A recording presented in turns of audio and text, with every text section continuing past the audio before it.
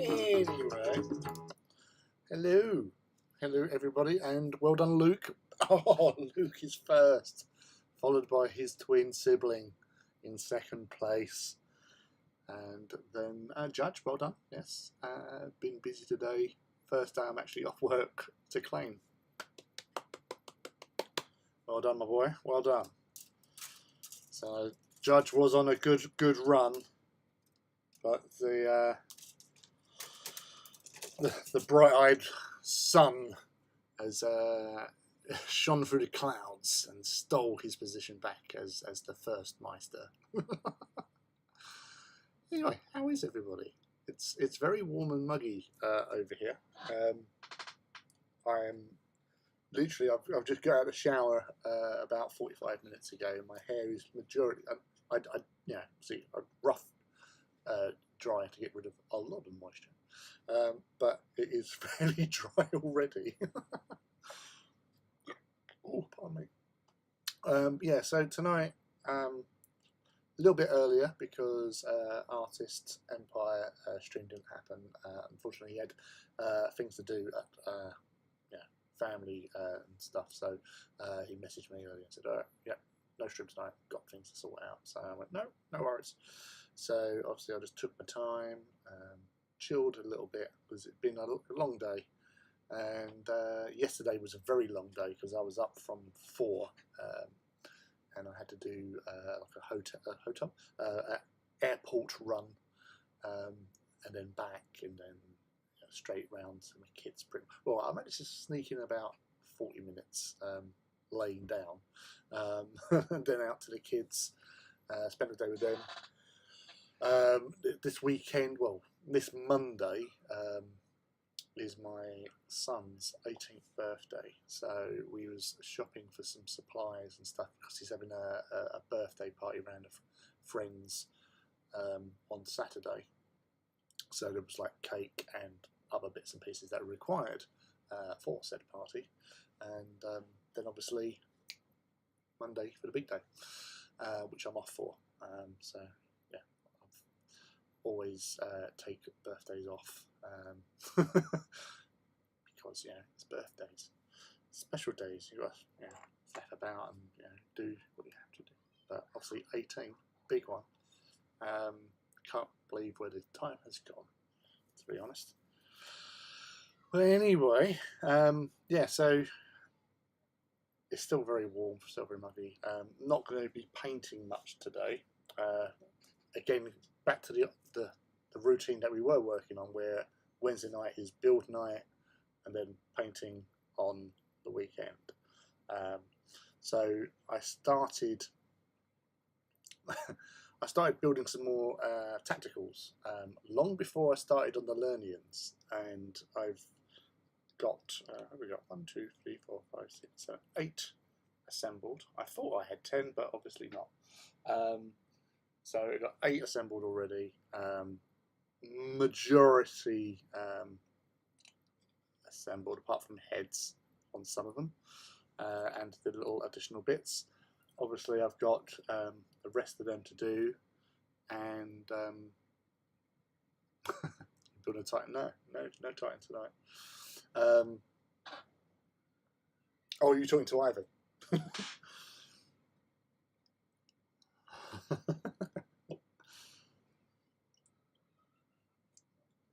A bit sleepy, ready to paint Spooky Boys.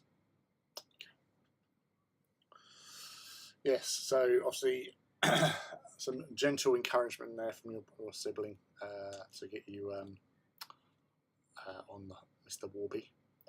We've got, how many months is it now? It's November, isn't it? So we're almost to September, October, and then second week of November. So it's totally doable. might need another sibling build day or something, Luke. But yes, wow, it is really warm. What are we working on tonight, people? Are we on to anything interesting? We've also got Spooky Boys with Ivy. Luke, I'm assuming you're continuing work with your Warlord. And Judge, you finished off. You did finish off your Direwolf, didn't you? Recently, because you was working on that for a couple of sessions.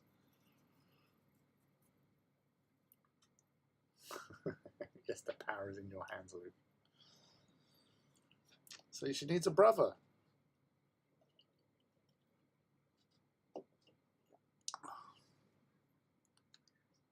So that's sibling love. I love that.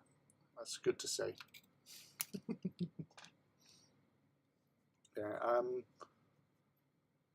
What else is happening? Yes, on Saturday week, in fact, actually, which is the 3rd, I shall be down at Wayland Games in Hockley, because Crystal McDowell is doing a little get together for people down there. A very small affair, obviously, because that's the problem with the internet. Everyone's everywhere. So there's a few people going down to there to play some games. So I'm going to be there because, you know, seeing as it's being hosted on my doorstep, it'd be rude not to, really, as I'm also one of her mods. So when the boss calls, you do what you are asked to do. So I will be there, and I don't know what I'm going to be doing. I haven't really thought that far. I probably will take some Titans with me for opportunity to play a game, perhaps. I don't know. I should really talk to her. She will tell me what was going on. Anywho, Direwolf is nearly done this week. We'll send pics, did extra stuff for base new novel. New novel? There's a new novel being pre-ordered, availability this coming Saturday on the Games Workshop site, or Black Library, wherever you want to go.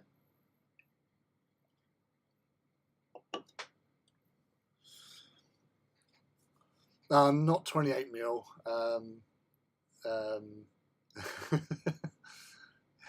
I'll be there on my own with a 28mm Titan.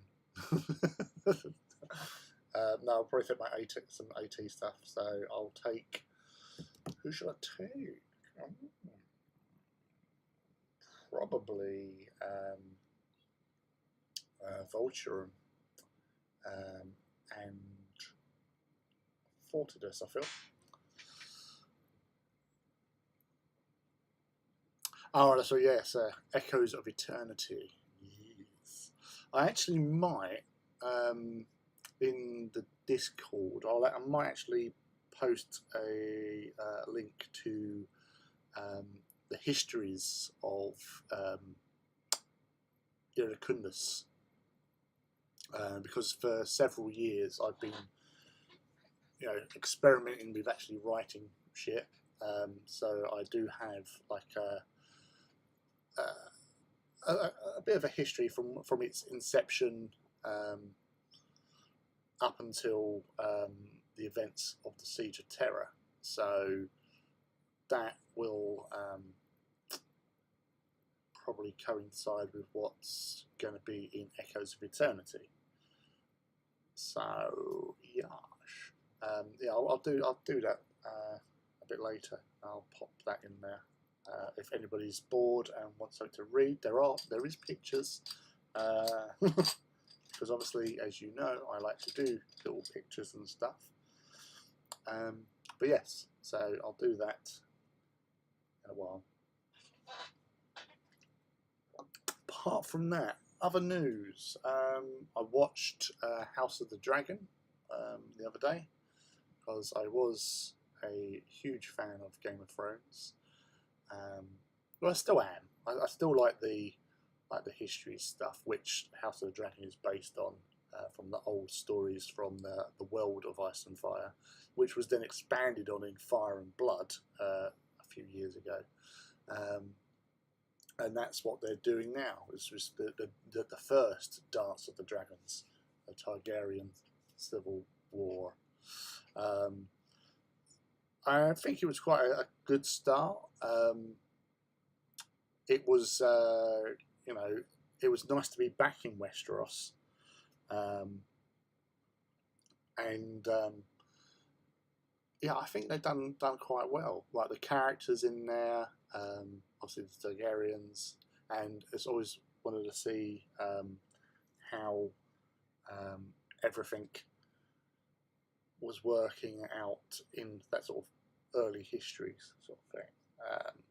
Because it's been a few years since I've listened to Fire and Blood and The World of Ice and Fire. Because the World of Ice and Fire is basically like the Silmarillion of Westeros. So it tells from like ancient times and all that sort of stuff, all the way up to the sort of modern day. And the same with like Fire and Blood as well. Yeah, well, that's the thing though. Like, I'll put this in the chat because it's one of my little favourite things I like to listen to every now and again. Is if I can get me, where is it? Come on, there you are.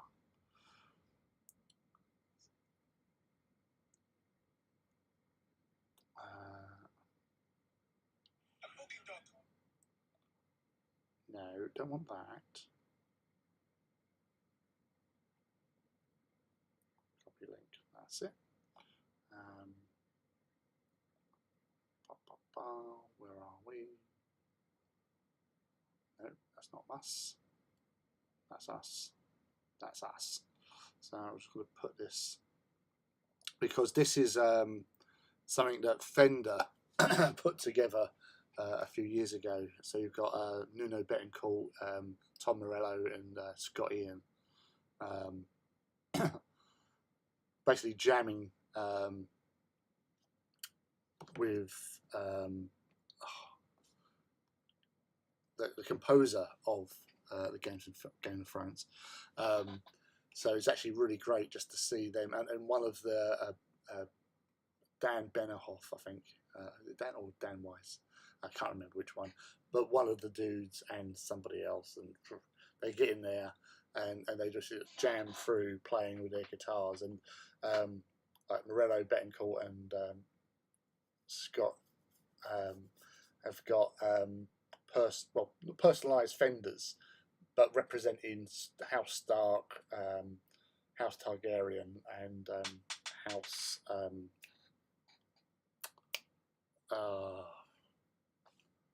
damn it, Castle Rock. Those dudes. Yeah, the lion ones. I can't honestly. I've got it as in my saved. It slaps. It is brilliant, and I say I could just happily just sit there and listen to that for ages because it is just so cool, and I've always loved listening to that music. Oculus Imperia is a good listen. No, he is. Yeah, definitely him. Lutin as well for his little things, and even like Arbiter Ian is coming along quite well with his little videos as well. So definitely worth Lannisters. Thank you. Yeah, I knew where they lived. I knew their sigil, but yeah, I just could not for the life of me. It's been so long since I mentioned the Lannisters of Castle Rock. But yeah, so it was great to be back in Westeros, and I'm hopeful. I'm hopeful. It would be cool to see where they go with this. Like I say, it was quite strong performances with what's his face, Matt Smith as Daemon Targaryen. That was cool. He was actually quite, although I was like every time I see him with the hair and everything, I was thinking of like an elf from Lord of the Rings.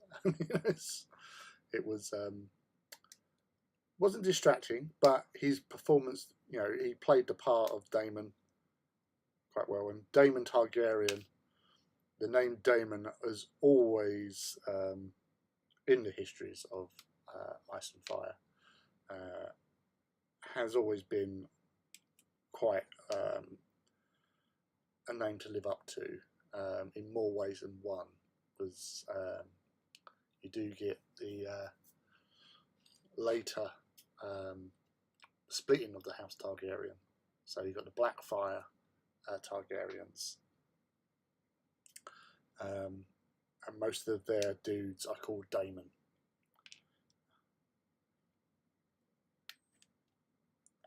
Because that goes on for a few years, and that's actually part of the original storyline as well. Is that you do have the Blackfires are still around. They were never killed off as such, but obviously in the TV series, there's only so much you can do. So many plot lines going off at once, so that got laid to waste really. Probably didn't help that. To be fair, there should have been more than 8 seasons of Game of Thrones. They needed more content, really, to tell the story properly, or to actually get more out of it, which they could have. And even George R.R. Martin has said as much, but at the end of the day, he's been paid. But he hasn't finished his book series, so still only finished 5 out of possible 7 books. It would be nice to get to the end. So, like, Winds of Winter is like how many years out of date?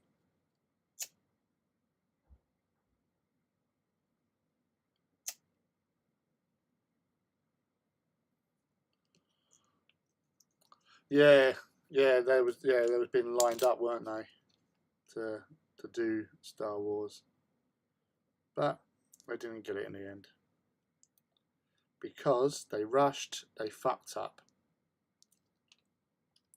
Now, I'll say, I've said this before on things, like cinematography wise, it was still quite impressive, like the shots and all that, but the scripts weren't as good, and that's the thing. It's only as good as like the stories and the writing, and I think you'll say it totally alienated a lot of fans because, admittedly, like, yes, you had a lot of people that were all like Dany supporters, but I understand what the plan was obviously, with her going a little bit off piste. A lot of things happened, but I think it happened too quickly, it was too rushed, and they could have done so much more with that. But unfortunately, that was it. That was the end of Game of Thrones. But I think with this, if handled correctly, this could, and I'm not saying it's going to, surpass Game of Thrones, because Game of Thrones was one thing, but they've got the outline of what actually happens. They know how it starts, the middle, and the end.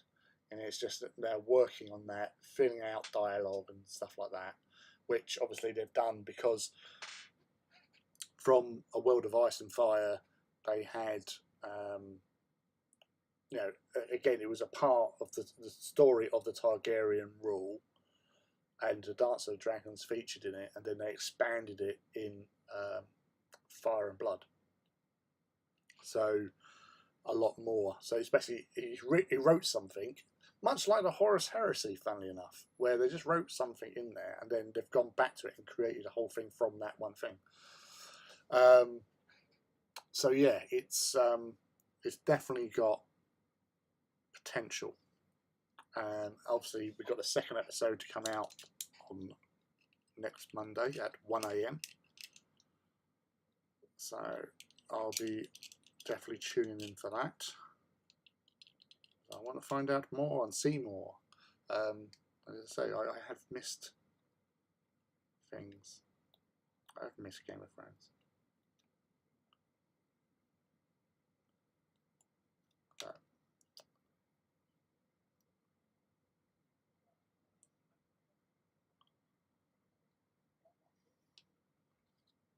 There was also recent news about a possible another spin-off series involving Kit Harington reprising his role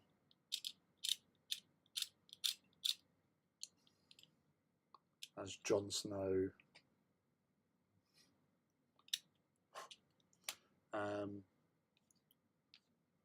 So again, that will be interesting to watch if that does come to pass, because I think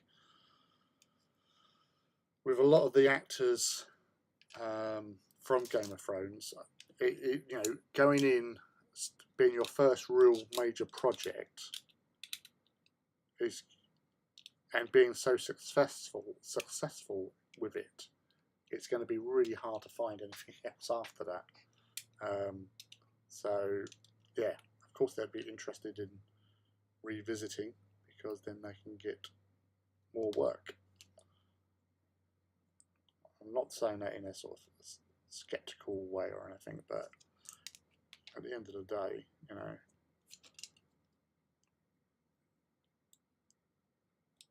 in a way, Game of Thrones was this generation's Star Wars in some respects. Obviously, though a lot of the older generation, like us, but you know, where it just everything just takes off.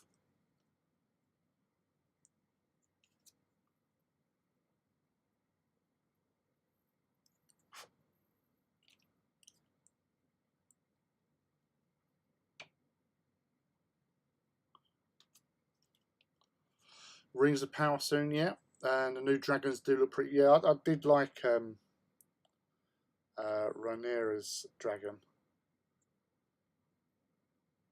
I must admit, I also thought Rhys Ifans is as Otto Hightower. His portrayal was really good, because it's like you see him, and I just see like what's his face, Spike from Notting Hill. But he played that character really well. So kudos to him. Yeah, Rings of Power is going to be interesting once that comes out, how that's going to play out, because it's going to be that versus House of the Dragon.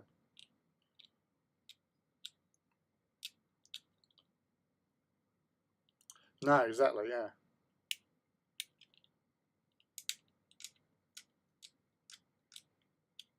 But it was kind of weird seeing the small council made up of new people. You know, you're thinking of like Littlefinger and the Spider, who are not there no more, because they're not even born. And then I'm also remembering that obviously Targaryens aren't immortal, so they don't live a long time, which is it's one of those things, I guess, with things. But not any further, no spoilers about stuff. But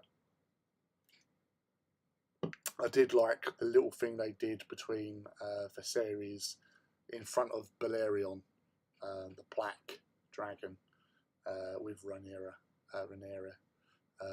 That little bit, and again, that it was nice, sort of little adding in there, and the little Easter egg as well,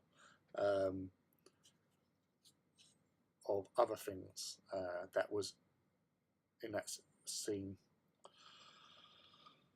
So yeah, so all good in that respect. All good. All good in the hood.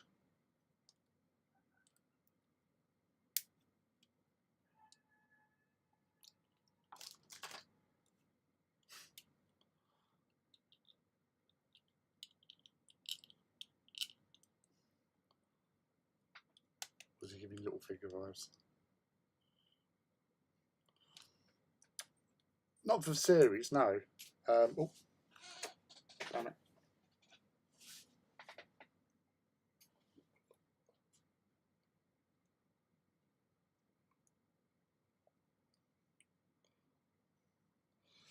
And it was actually the whole thing at the start with the voting of who would be the successor to Jaehaerys, because Jaehaerys the first is such a massive character in World of Ice and Fire book. You know, him and his wife basically make the Targaryens that you see after such, because obviously Targaryens, as we know, have good kings and some bad kings throughout the history, and Jaehaerys came along and basically saved the Targaryen family and, you know, made it great. But lasted a long time, and he did a lot of good. You know, he was a good king, and that's what we liked. You like good kings. We don't like assholes who like to burn people and stuff.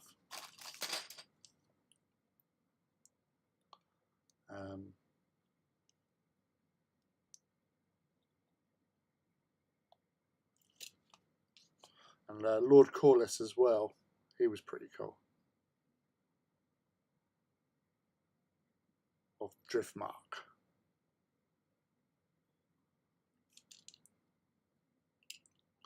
Who was the other Valyrian house. Because after the destruction of Old Valyria, there was only two houses that survived: Targaryen and damn it, begins with a V.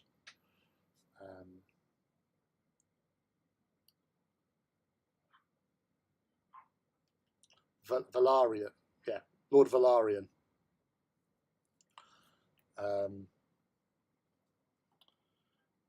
So those two are the two houses. Because they basically set up holdings outside of Valyria. So there was multiple Valyrian houses that lived in this realm that was surrounded by volcanoes. But it was Aegon's ancestors that basically came out to Dragonstone, and Valyrian's ancestors who went out to Driftmark, which was like a small collection of like islands in the South Sea sort of thing. So Valyrian is like has the largest navy and is the richest lord in Westeros sort of thing. But he's, you know, not a Targaryen, but he's a Valyrian and set up down south. And he's married in, and Corlys is married into the Targaryens because of his wife, who was the queen that never was, who was featured in that episode. But I think it's one of his descendants who is called the Sea Snake. He was my favourite Valyrian from the histories, anyway.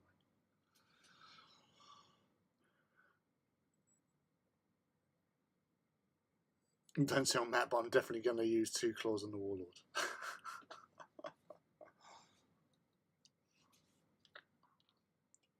The old Otto Hightower.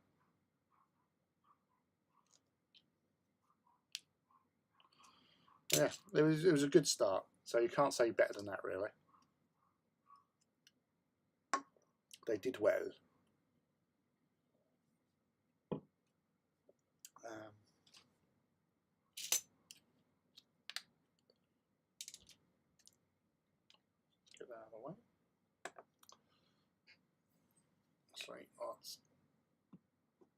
let's move this down because you've been looking at my face too long. Nobody needs that. And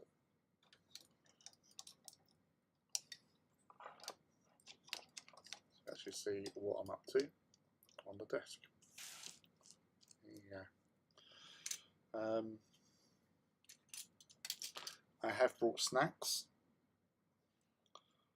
I've got a Mr. Kipling cherry pie.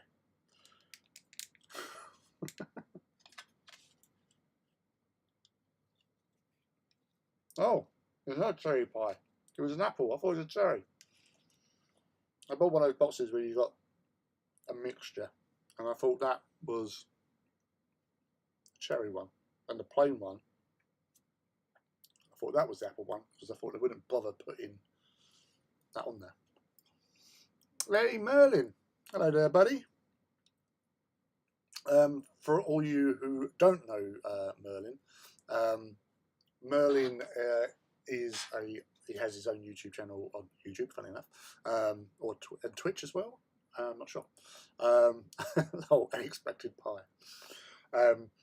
But you may have seen him at a few events where he cosplays one of the Gaunt Ghosts with his camo cloak and laser sniper rifle. And I met him at GriffCon in, what was it, June, wasn't it? Was it June? Was it July? It began with a J. No, July, that was it. So yeah, I was down there, and Martin Strickfast was down there along with Simon Winters and our friend Neil Reynolds, and we were all chatting, and we got talking with Merlin, and we was discussing Raven Guard and painting techniques for Raven Guard. But yeah, July, thank you. But he was also at the Horus Heresy Open Day as one of the many cosplayed people there as well. So whenever you see a Gaunt Ghost, it is 9 times out of 10 going to be Merlin. But yeah, we've made acquaintances recently, so it's welcome for joining in. As I say, this is a very laid back evening because it's too hot, so I'm just building at the on Wednesday nights is building stuff, and then Saturdays where we do the painting. And if this camera would actually like to focus, he's obviously just doing some Mark 6, finishing them off. Oh, there's some more in there. Oh, actually, I'll just keep building Mark 6. So it depends on how the evening goes, really. But yeah, it's good to have you here, dude. Are you actually hobbying this evening, or are you up to no good?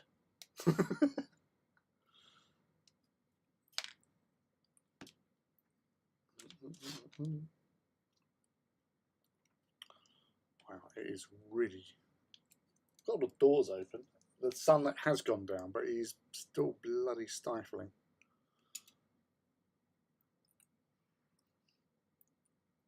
There was actually a group of cosplayers. We march up and down the queues to antagonize the audiences. Well, Luke was there. Ivy was there as well at the Horus Heresy Open Day. So we would have seen you because we saw all the cosplayers running around.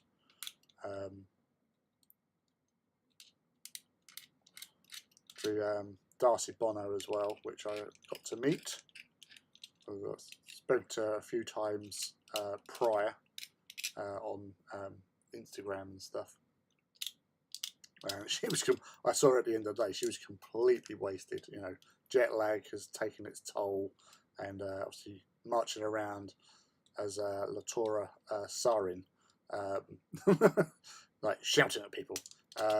That's always going to take its toll.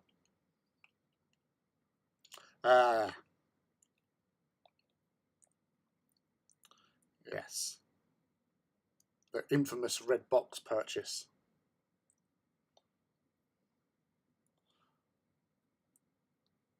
Yeah, no, Darcy is awesome. And a really great hobbyist as well.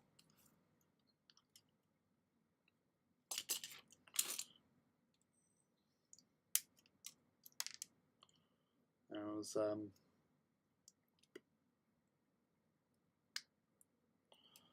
really enjoyed that Saturday. It was most fun indeed.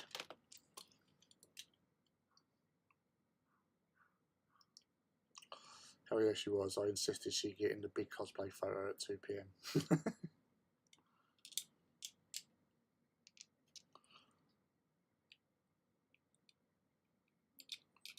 Yeah, as I said, there's a few people there I've seen like at other sort of non-GW events. But yeah, it was a great little thing to do. I know there was a lot of backlash because obviously all the true fans who weren't there.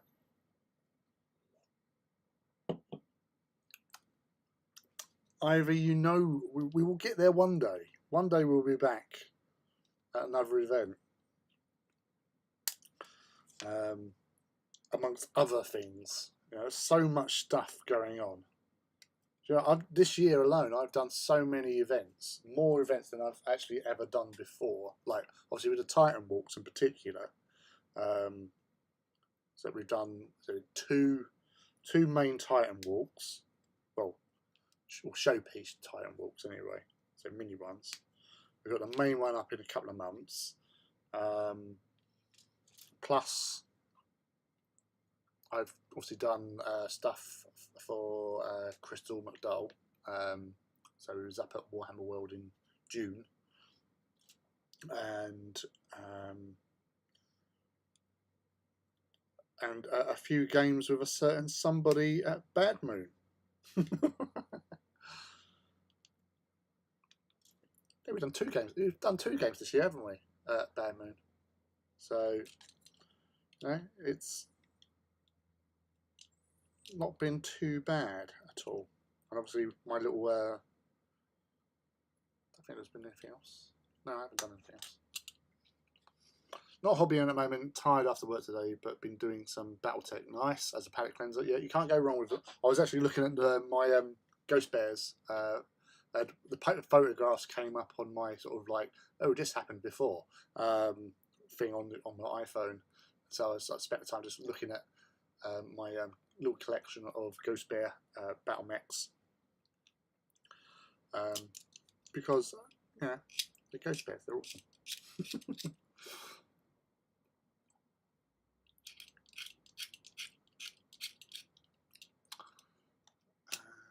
By the end of the year, I have been to Warhammer World 4 times in 1 year, and that's been mental since lockdown ended. Yes. You wait until November, sis. I've been to Warhammer more times more this time this year than the rest of my life put together. Wow. That is bonkers. Oh yeah, because you went up there with Office and Emma, didn't you? In February? No, January. It was end of January, I'm sure. You went up there.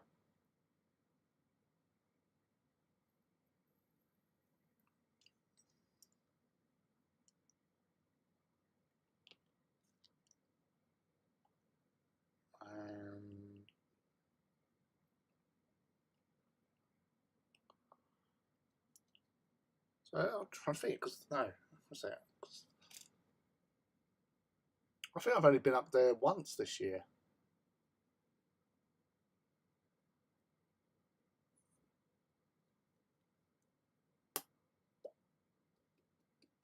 Yeah. No, twice. I've been up there twice because it was Heresy Open Day and Crystal McDowell's get together in June.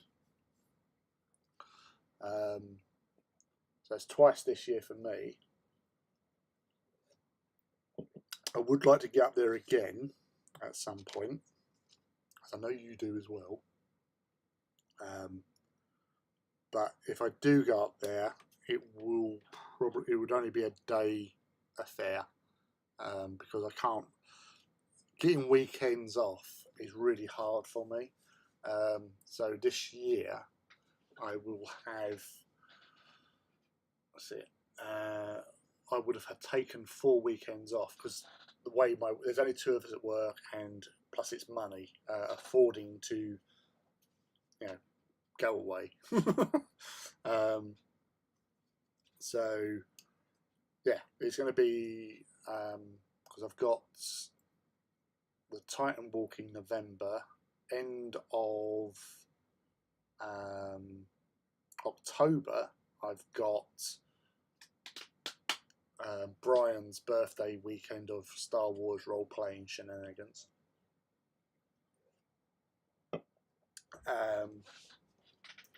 So yeah, it's obviously it's hard for me to get weekends off, not only from work, but it's also from home and with the kids. So that's why it's hard.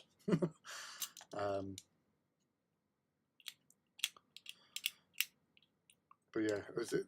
Well, yeah. So I've had that. So I've had, was it the weekend away?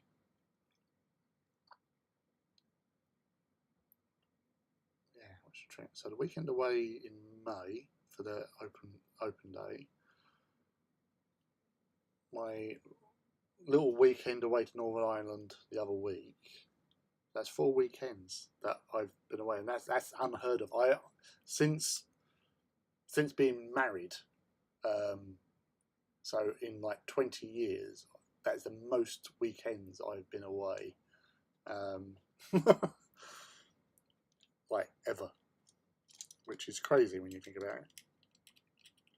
But there's responsibilities.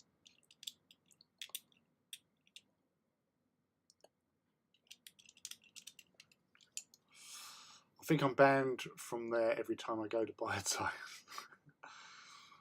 It's true. Up there in November, 25th anniversary of Warhammer World in May. Yep. March. Yeah, it was the March, wasn't it? Almost all the Crystal's meetups have clashed with my other plans. First time meeting her at GriffCon. Yeah, no, I absolutely adore Crystal. She's so awesome. A fun fact: we went to the same school, which was weird to find out. Because, as I said, I think I just stumbled. I think I stumbled across her on Twitter. I think. Which is weird. You would say that's how it happens, like how you meet people and stuff. But I stumbled across her on Twitter and I saw she had a Twitch, and then I watched Twitch and enjoyed it, and just ended up going back again and again, sort of thing. And since then, like I said, I've been made a mod for her on her stream and Discord. And yeah, so played a few games, and that's the thing. I've visited her and Rob a couple of times, and hung out around theirs and played some games as well.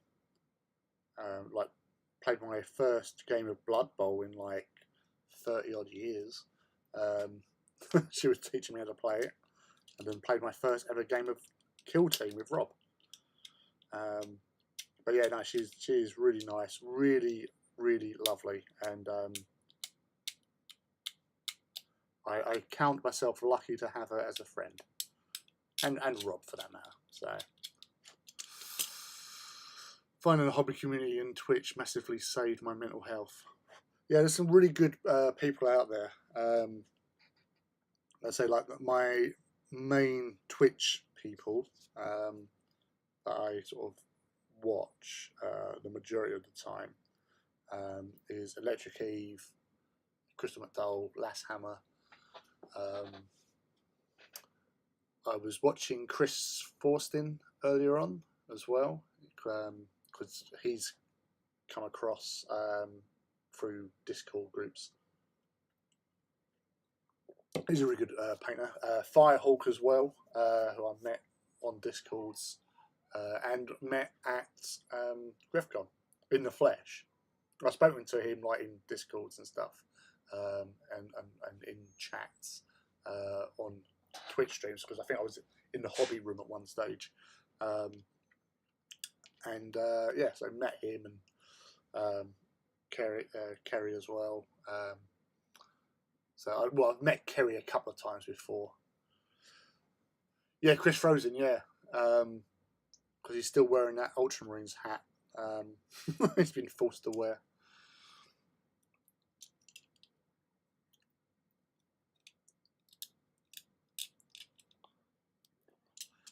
Yeah, Crystal got me to actually. Well, got me. She influenced me into getting some Black Hawks because she was doing her Black Hawks, and I really liked how they looked, and I thought, yeah, I like that, and I just went for it and bought myself a box, and I've only painted half of them so far. Um, so I must get the rest done because I'll get told off.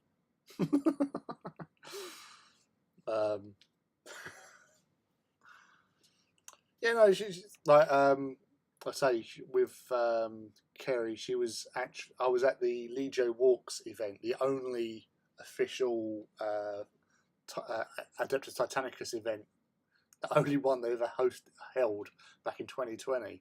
And in the after the first day, they had they normally have the quiz in Bugman's, sort of pub quiz thing. So I was involved in that, and her and Ben, her ex partner Ben Bailey, were at the table next to us, and one of the guys with me know them both, sort of thing. Is friends with them, and so they were actually sort of joining in sort of our team with the questions. We'd done quite well. It was fun. It was nice to meet him.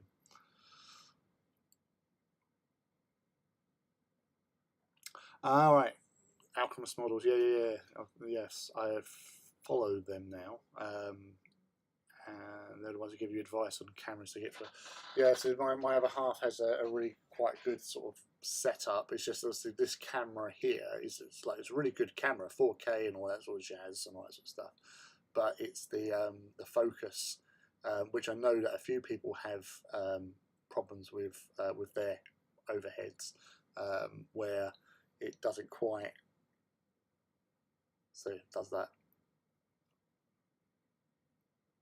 There you go. That wasn't too bad actually.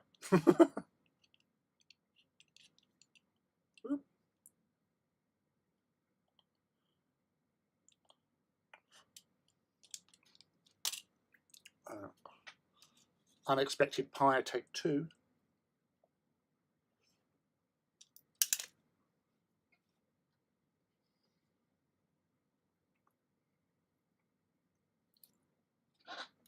I just wish it wasn't over 4 hours for any meetups. Whereabouts are you based then? You up north, I'm assuming. I say because one of our other mods for Crystal, he's up right in Cumbria. And again, one of our sort of moth attack in the Titans Owners Club. One of the big guys, Lydon Proctor, who has like 10 Titans of the Legio Furians. He's right up in Cumbria as well. Oh, you're over that side, Aberystwyth. Well, that's the thing. Is like have car will travel, and it's like like Crystal. The one thing that she does, unlike other sort of like people that I've met through like online communities, is that she actually looks at doing these events around the country. So like she's doing one. Well, she done one recently over towards Bristol. She went out there somewhere. She's got one plans in a moment to go up to Northumberland Tin, which is obviously in Northumberland. She's done obviously Warhammer World, which is, to be fair, is fairly central, seeing as it's right in the middle of the country in a way. But it's still like for us down here, it's still like up to like a 3-hour, 2.5 to 3 hours drive from Essex.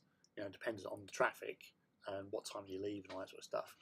And the same from people coming up from Cumbria. It's like still going to be like 3-4 hours coming down from like the up near Carlisle and all that sort of stuff, or people from Wales coming over. But that's the thing; it is sort of fairly central, isn't it? Anything near Cardiff or Chester is going to take me 3.5 hours. Well, yeah, you're right on it. Well, from here, because my other half's parents have a caravan, which is right at the bottom of the Snowdon National Park. And it took me, driving from here, it took me sort of 5 and a bit hours to get over there. We went in via Telford and across the border into Wales. Because we was going over there, we stayed had a long weekend staying at the caravan, and then we went up to Port Merion because of the prisoner, because my other half's a big prisoner fan. But yeah, as I say, I've had one of my friends who lived right on the most westerly part of Wales. He came out here to Essex for a game meet-up I ran at Wayland, and then drove home. It's obviously late at night, it took him 4.5 hours, but he was in the most westerly part of Wales, which was good going, to be fair.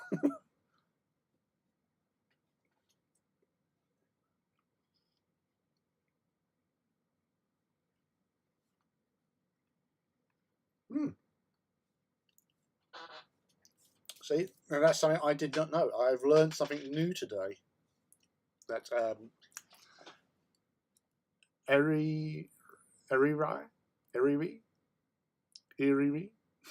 sorry if I'm murdering it with my apple pie. I have to translate to the Eagles. That is pretty cool, actually. It's only about 1.5 hours to get to him from here. But that's the thing. It's like I work on the other side of Essex, so normally it takes about an hour to get to work. At which point I will. That's why I listen to a lot of audiobooks.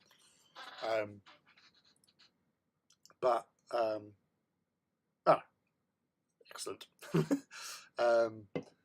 But getting that's the thing, is once you start driving, like I've been at times where I've been driving from work and then coming back to here to pick the kids up and then drive off somewhere else and all that. And then next minute I've looked at the clock, I've been driving for 2 hours. Now, if I directed that in a northerly way, I would be pretty much all the way near to 35-40 minutes away from Nottingham and Warhammer World. And even though it's like small, short distances, driving in urban areas is, a nightmare at times at the wrong time of day. And then I just relate to that and go, like, I could have been, like, over into the West Country by now. I could have been over, like, nearly, like, funnily enough, on Friday, I'm actually going to a wedding down towards Reading. A Bracknell sort of way. So obviously that's cross-town traffic, literally. So it's diagonally opposite where I am in sort of Essex, down into sort of Berkshire sort of thing. And that's going to take about 2 hours on a Friday morning, because it's like, got to get there for sort of like midday-ish. And then obviously the wedding takes place about 1, and then all the other festivities and all that sort of stuff.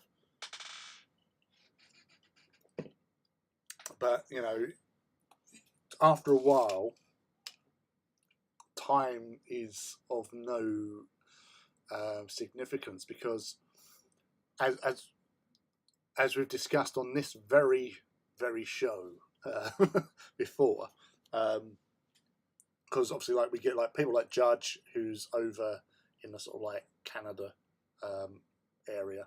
It was Canada, wasn't it? I'm sure. No, you're not Canada. That was Thingy, isn't it?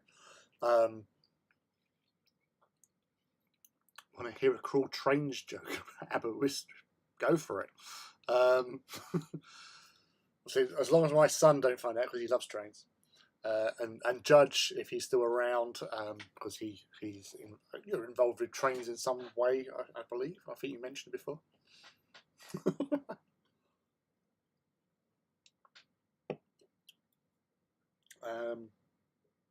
But yeah, so as we've discussed, because of like my connection with Artist Empire as well, who's based out in Chicago, a lot of our American friends who visit us in here, sort of thing, Americans are fully prepared to go down the road, so to the next state over to play games. I'm just over this way, grew up on the Canadian border, and I am in trade. See, I remembered. But you know, a lot of them would say like Mouse when she's about, because she's based down in Atlanta, and she'll drive to like a store that's like 2.5 hours away to play 40k games, sort of thing. Whereas in Britain, a lot of us have issue driving 10 minutes down the road. We don't like going out at the best of times. It's like oh, if I leave now, it's going to be like 10, 15 minutes. I can't be asked to do that. Whereas they're like driving like cross state lines to, you know, go to a certain farm market or a friendly local gaming store. Opposite the train station is a pub called Lord Beeching's, and it's filled with railway memorabilia. Still have that shoulder patch for you, Lee. Thank you very much. We'll sort something out on that. I want to go to Atlanta. I heard great things about DragCon. Well, that's the thing. It's like they have all these big, massive things, like, you know, like I think Comic Con, Adepticon, Dragon Con. Is it? No, it's not Adepticon now, is it? It's the is it Adepticon now? No, Adepticon was earlier on. That was Office went to it, I think. But whatever con it is, oh, that's tonight as well. 1 a.m. tonight. Well, sorry, 1 a.m. in the morning. Tomorrow morning is the Games Workshop thing where they're showing off some Gen Con. There you go. The new stuff they've got coming out. Yeah, they've got Nova as well. Thank you, Ivy. The Lord Beeching's bit is a cruel joke. He became a lord after closing down a load. But that's the thing. It's like, you know, the British sort of humour, where we will just like, you know, we will make light of anything, and I think that's one of our strengths as a people, is that, you know, we some really shit stuff can happen, and we'll not make fun of it, but to alleviate the sort of seriousness of it, we'll just like, you know, take the piss or whatever, just so it's not so sort of like gut-churningly horrible sort of thing. And it's seldom done in a spiteful way as well. It's more of like a more level-head, open and honest way. Not tonight. I thought it was Wednesday night at 8 p.m. and then, which would be 1 p.m. 1 a.m. UK time. I'm sure that was a thing that was on about. I sent you your digital Nova badge yesterday's.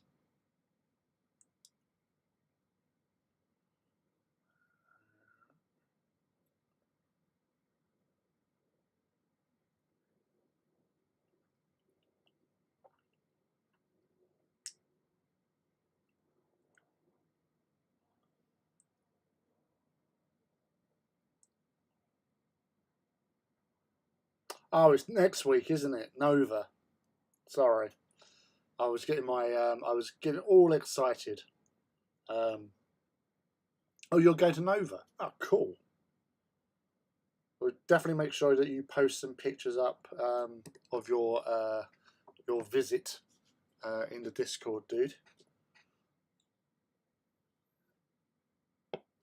On your doorstep, so you won't be driving for like several hours then. Much like Adepticon being like was up in Chicago, wasn't it? And like that, the Chicago area or somewhere near Chicago is where Artist Empire resides. What are the HH reveals going to be? I reckon it's going to be Mechanicum. Something Mechanicum-esque. Because Mechanicum is what's out. So it makes sense to do something. So obviously we've got all those new units. Well, not new units, but units in there to consider.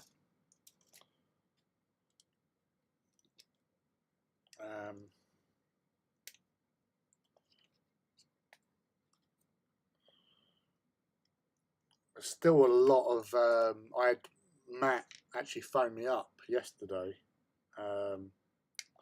because where he'd heard like a lot of like the salt going around. A lot of people are not happy with Mechanicum stuff. Well, it's new. I know it's one of those things. Unfortunately, they changed the rules. There are some like I'm not particularly happy that the Myrmidax has been sort of not allowed to have abeyance, because you know I love Myrmidax and abeyance, but yeah. Finished work at 6, haven't gone for food yet. Catch you later. No worries, Merlin. Thanks for dropping in, buddy. Lovely to chat with you. It's been awesome, and I've learned something new today as well. So that's what happens here. So you're always welcome to come back in, and I'll try and pop in on one of your Twitch streams when I see you on there, dude. So take it easy and feed yourself. I'm going to have my next pie, which I now believe is the cherry pie, which I won't be doing what the Americans do as of the films. Jim, you had lots of problems.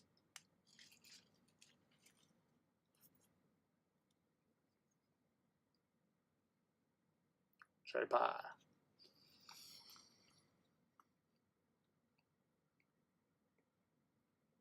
Scots as well. Some Heresy World Eaters alongside 40k would be a swell treat. Oh yeah, because I had one of the dudes shown the other day, weren't they?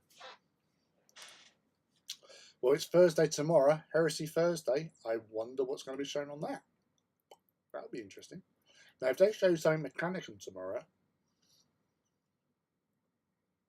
then I have no clue. But I would think probably be like another sort of like Legion pads or something.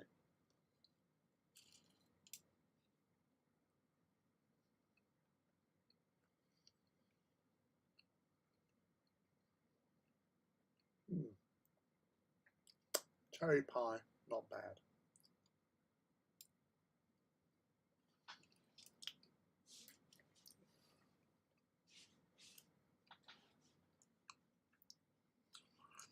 Well, that's what I do half the time. Like whenever I used to go to the Horus Heresy Weekender, because I'd always have like you get the list of what's actually occurring, the schedule. But I think at the last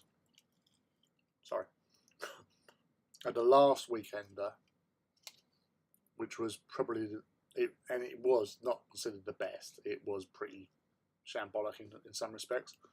It was good moments, but there was also a lot of like, because it was a new venue and it was not well organised in a lot of respect.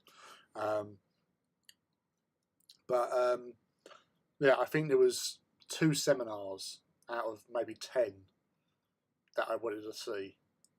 So I spent a lot of the time faffing about and having fun, chatting. And I did actually one of the highlights was actually the author Jim Swallow.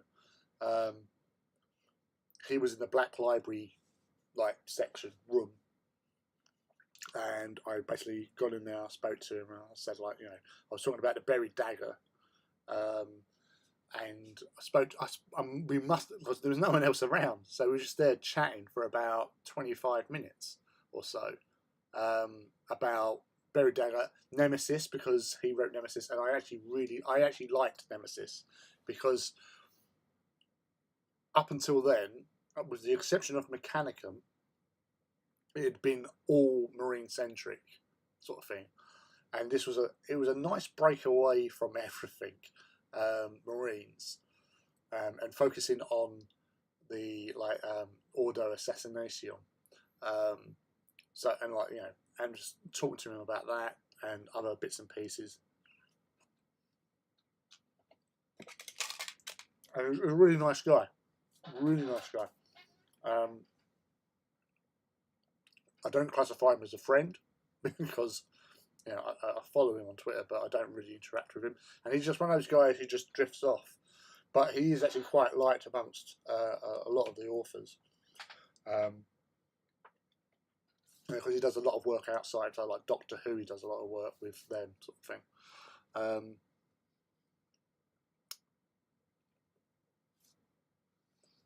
But yeah, so that's what I tend to do. I just hang around the bar a lot of the time.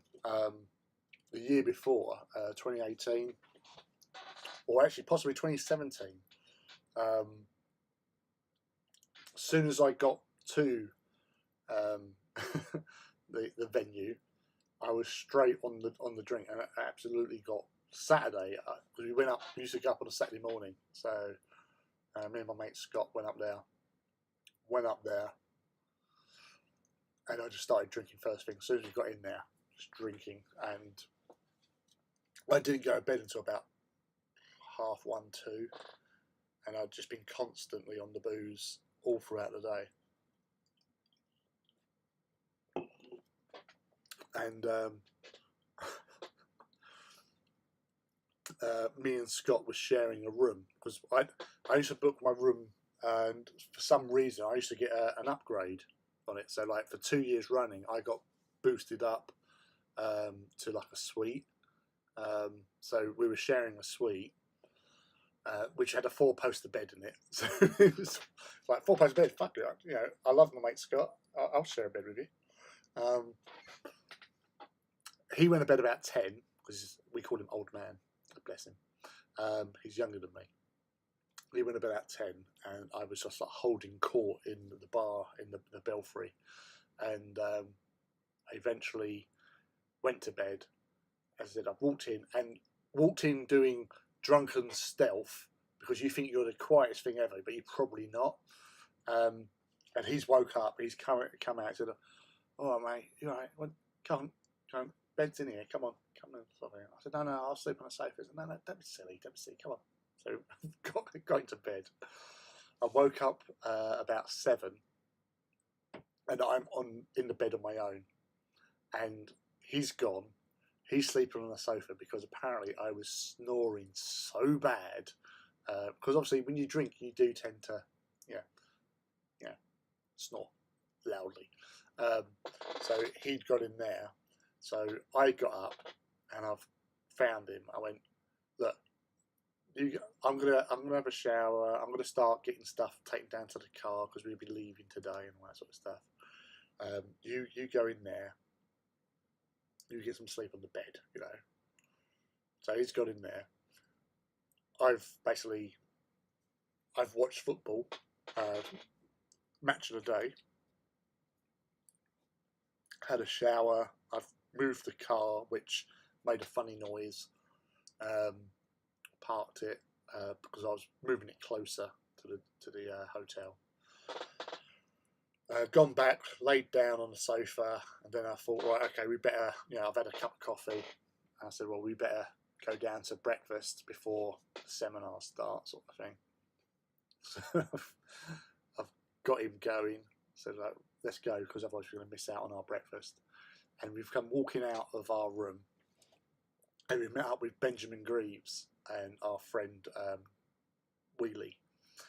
And we're walking along, and like Ben's going, "Oh mate, you was on something last night. You was just so crazy and drinking and all that sort of thing."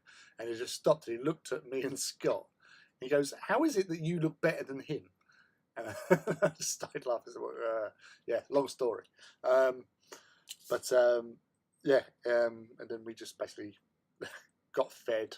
He'd gone in and had a shower, and then come down, and we was like ready for the seminars and all that. We'd done all that, and then when we'd gone to the car, the noise that my car had made was because the shock absorber, because this is a car that I'd owned for 2 days before the event, and the front shock absorber had gone. So basically, we ended up staying a few extra hours at the Belfry, waiting for mechanic and then waiting for a recovery lorry to take us home. So yeah, so from Nottingham to Essex, some poor bloke had to drive us all the way back there, stopping off at one place so Scott could meet up with his wife, unload his stuff in the car, and then go home. And then I got taken back to my home further into Essex. It was a bit of a palaver. But yeah, that was fun. But it was a good weekend, in my point of view anyway.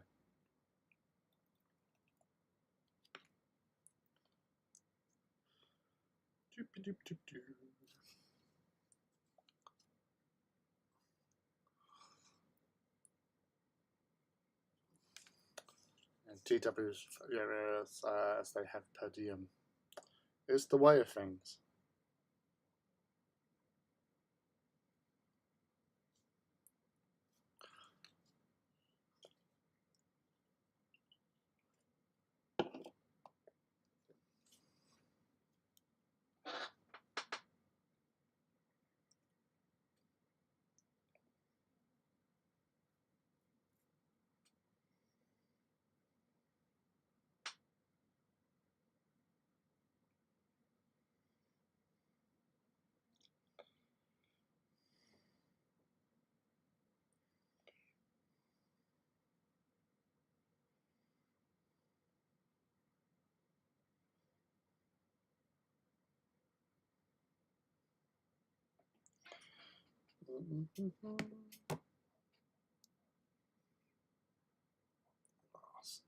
Ouch.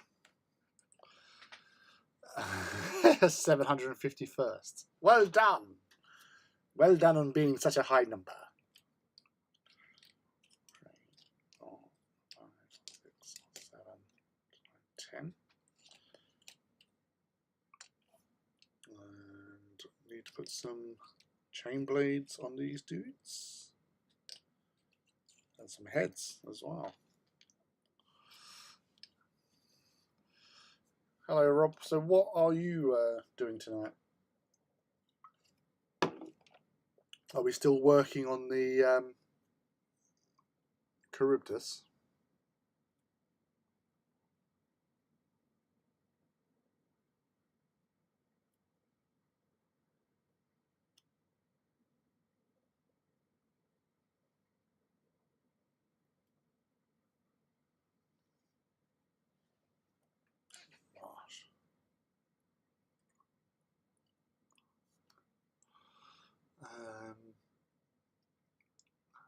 I really need to get a game in. I haven't had one since my friend moved away from Brighton. I completely forgot about Wednesdays. What are people's beefs with Mechanicum book? Secret stuffs for the Slave Master, Lord Wingrove. Yeah, he's like that. He's such a beast, that boy. Yeah, I think it's just like little bits and pieces, like costings and how things. Like I was speaking to somebody the other day. I was just look up what they were saying. Really.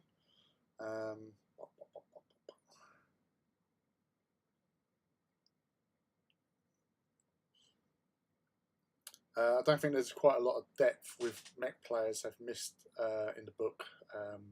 So that's the thing. They're just looking at certain things that like were instant kills and stuff like that. Like I think when we was going through it the other day, like the night rules, which we didn't get into, but there was a lot of sort of even beforehand there was a lot of stuff going on about the night rules where there weren't. Yeah, people were getting upset because I've got to have armigers that have one night, sort of thing. Well, yeah, and that comes out because obviously in Mortis you have like a little banner of armigers going around with a knight. So I think they're trying to make things a little bit more not so heavy knight basis, but like obviously smaller stuff which can be dealt with. The Atrapos, its weapon, its lightsaber weapon, for example, is not a great. In fact, like it has a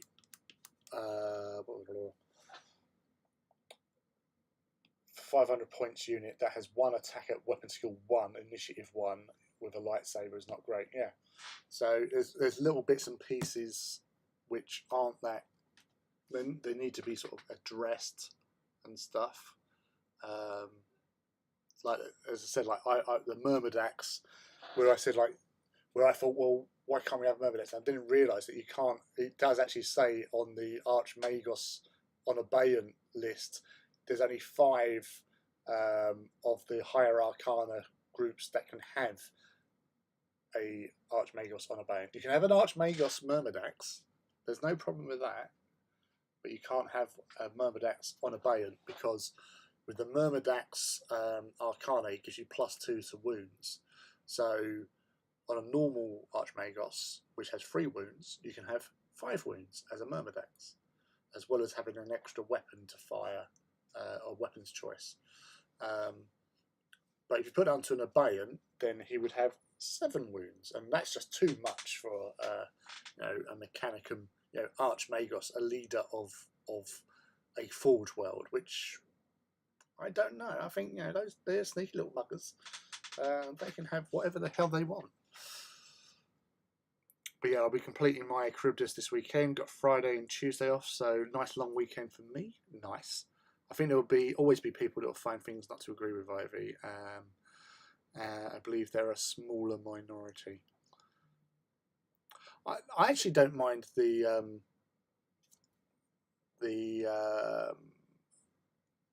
way they've done things, because as I say, I liked it in the story Mortis when they had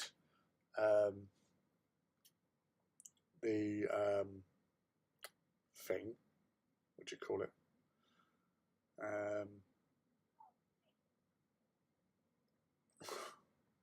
Weird. Had the Armigers going around with a Cerastus knight, and what was leashed to it, sort of thing. I like that idea. Like they're the hounds. So if they're trying to reinvent how they operate as knights, then fine, I'll go with that. Yeah, obviously I've got some, so I don't really mind. And they're a bit more fluid, because I think I've got 6. So is it 3 Helverines and 3 Armigers, and then the 2 Morax? Because the Morax, the Mechanicum Knights have a separate sort of thing that you can choose them for the Mechanicum army list, and the Night Houses are Imperial, which is odd. But we have the book here, so we can actually have a look in a bit. Find out what the cheese is. It's all about the cheese, people.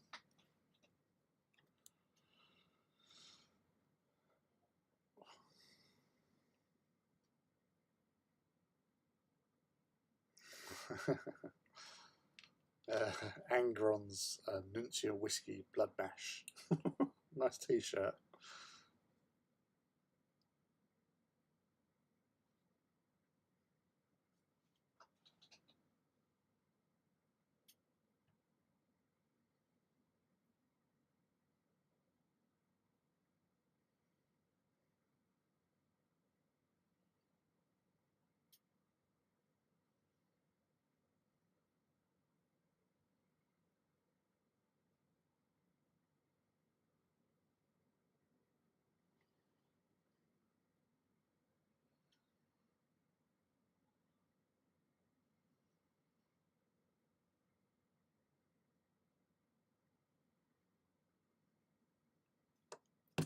What was I doing? I was doing something, wasn't I? Yeah, the Helverine water cannons, because that was something that we discovered, wasn't it? It was sort of, well, what the hell is this auto cannon? Malar, and obviously going through the book, find out, it's for Helverines. they are actually pretty decent, and that is a welcome improvement to those, because I like the idea that you have two different ammo. I love things with multiple ammo loadouts, so you can choose. So we get that with the missile launchers in Heresy, with Frag and Crack and a flak as well. But the Helverine autocannons is really nice. Yeah, Moraxes are separate. Moraxes you can take as a, let me get a book, as a heavy support option, whereas you can't take Armigers or Helverines in a Mechanicum Force as heavy support. So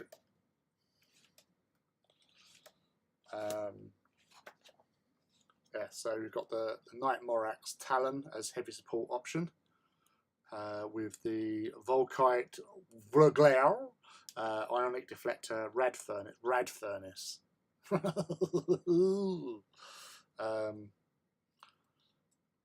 Yeah, as we know from Saturday, I quite like the idea of radium rad weapons or radium weapons. Just trying to look up.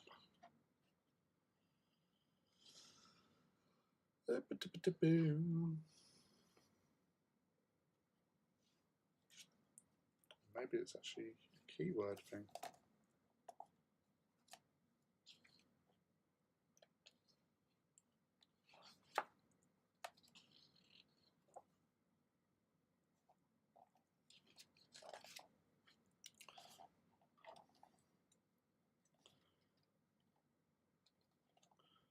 That's not there.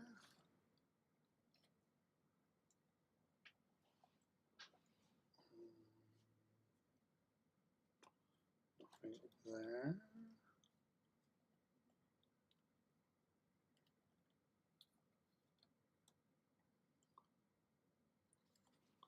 No, they don't count as Armigers, they're Morats. They're separate class because they're Mechanicum ones. Same as the Mechanicum Knights.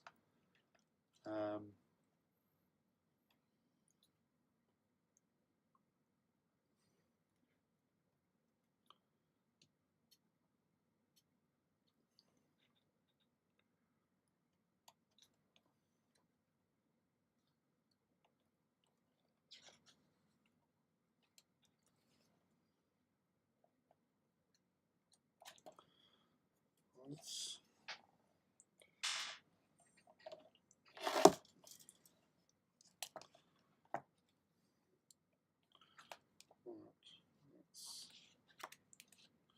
go to the Knights. Titan territory.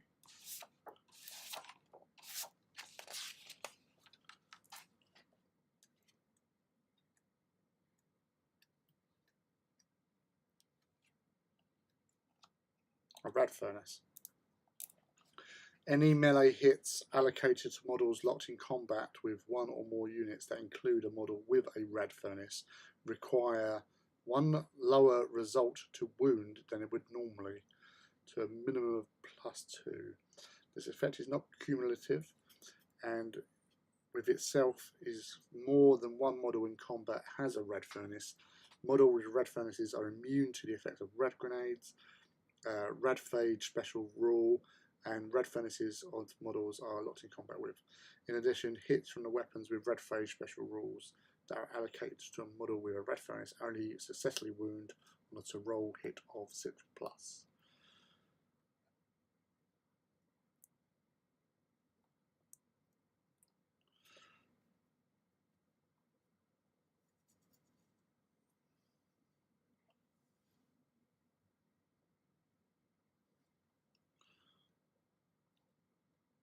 Yes.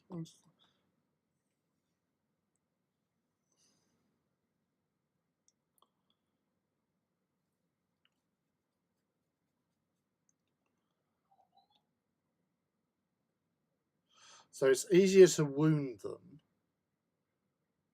them, basically, up to a minimum. What's it? To a minimum of 2+. Right, so you can't wound them on the 1+, basically. but then they are immune to red grenade, red phage, and other red furnaces. So, yeah. Hey, Sophis, good afternoon from Texas, my friends. Good afternoon to you, sir. How are you? Are we hobbying today? We were just looking at the Mechanicum book again. So, yeah, no, because they're a different breed, is the Night Morax. The Lords of War, you've got the Megara, Styx, the Trapos, and the Asterius. And then obviously Ordinator.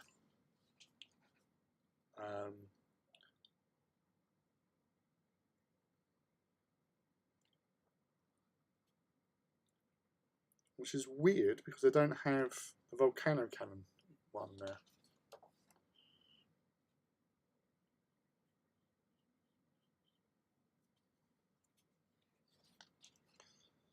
I was reading this the other night and I was looking to what the hell Datagene, and then I remembered it was actually a Cyberfergy thing. So I thought it was like somebody had an equipment for the Datagene, but no, I was denied. Hoplites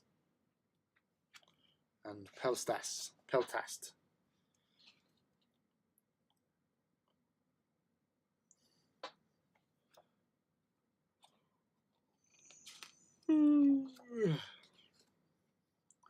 Christorus Knights.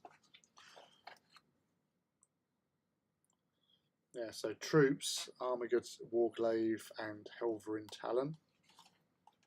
Knight Questorus, which is a Lord of War.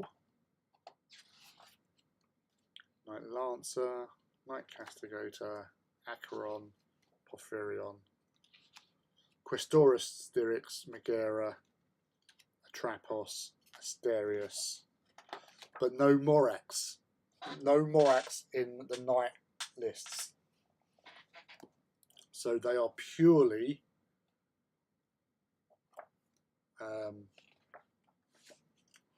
heavy support for Mechanicum, nothing else. Nobody, no Imperial or Knight House can actually have them. Sorry, I have to stand up because, ouch, my legs are achy motherfuckers. I've done quite well to sit down for so long. Ouch. Oh, hello, MZ. Hello. Sorry, my leg is killing me.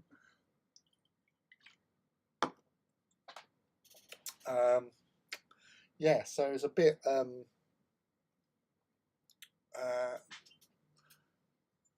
Moraxes are Mechanicum army list only. So you've got a couple of Moraxes, haven't you?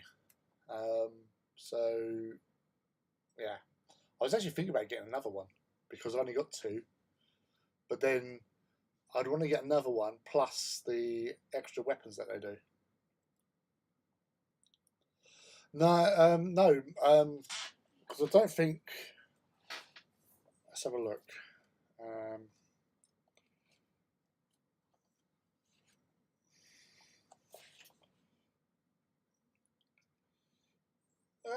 Well, actually, they're not too. But the stat lines, they are fairly similar to Dreadnoughts. Actually, 200 points each, with a Siege Claw with built-in Irid Cleanser, and Volkite Verglare, and the Ionic Deflector, which is it's like 5+ invulnerable sort of thing. It's a 3+ normal save, and the Red Furnace, which isn't really that great. When you're up against a Dreadnought, that's not going to help you. Siege Claw,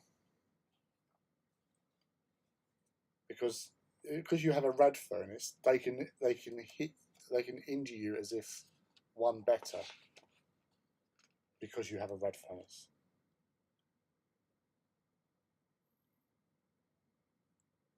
Oh no, sorry, tell a lie, ignore that. if you've got a red furnace and you're fighting somebody in close combat, they are at minus.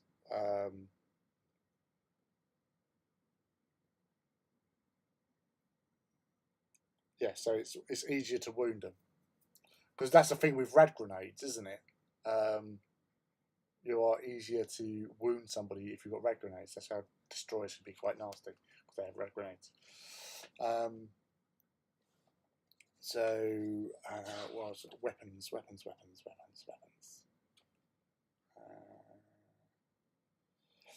Yeah, so actually,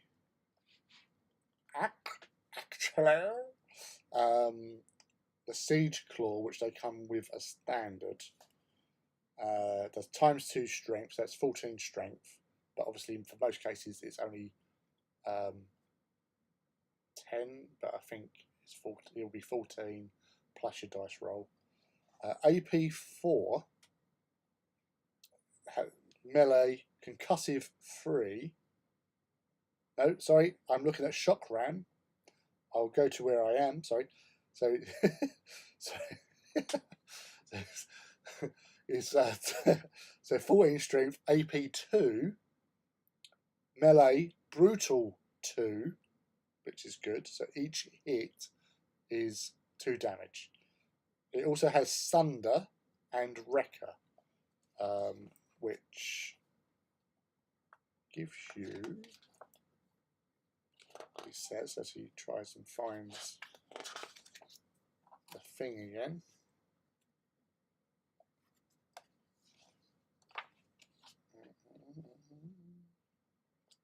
I think Sunder allows you to reroll ones.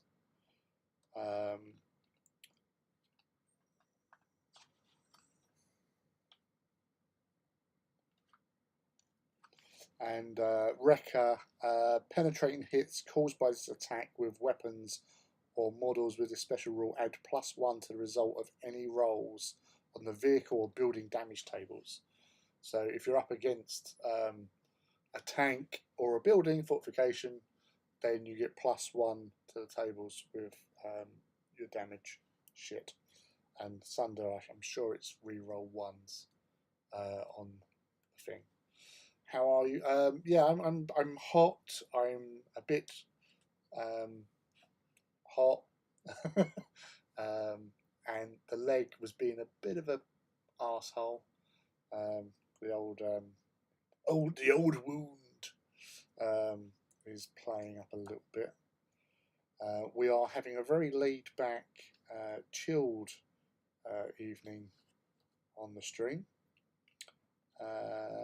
I was just looking up Irad Cleanser because that's what the Siege Claw comes with as standard, which is Strength 2, AP 5, Assault 1, has Flesh Bane, so you're wounding on a 2+ anyway, and Radphage, so they'll be at -1.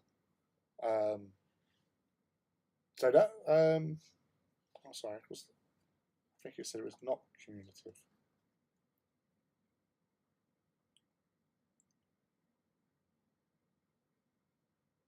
Alright, so it's not cumulative with other red furnaces. So if you had 2 or 3 Morax attacking the same thing, the red furnace would not add to it, but the Irad Cleanser would, as far as I'm taking from that. But you can only have a +2 anyway, or whatever. You can upgrade the Siege Claw. You can have 2 Siege Claws if you wanted to. You can have 2 Volkites if you wanted to. You can have a Lightning Lock. You can have Conversion Beam Cannon or a Graviton Pulsar, which sounds awesome. There's no picture of a Graviton Pulsar, so it probably doesn't exist. I know they have the Conversion Beam Cannon for the Morax. No, for a Morax, I would have actually liked to have had a twin-linked mortar bolter cannon. That would have been a nice little upgrade. Automatic deflector, ionic deflector is a 5+ and vulnerable. So that's handy.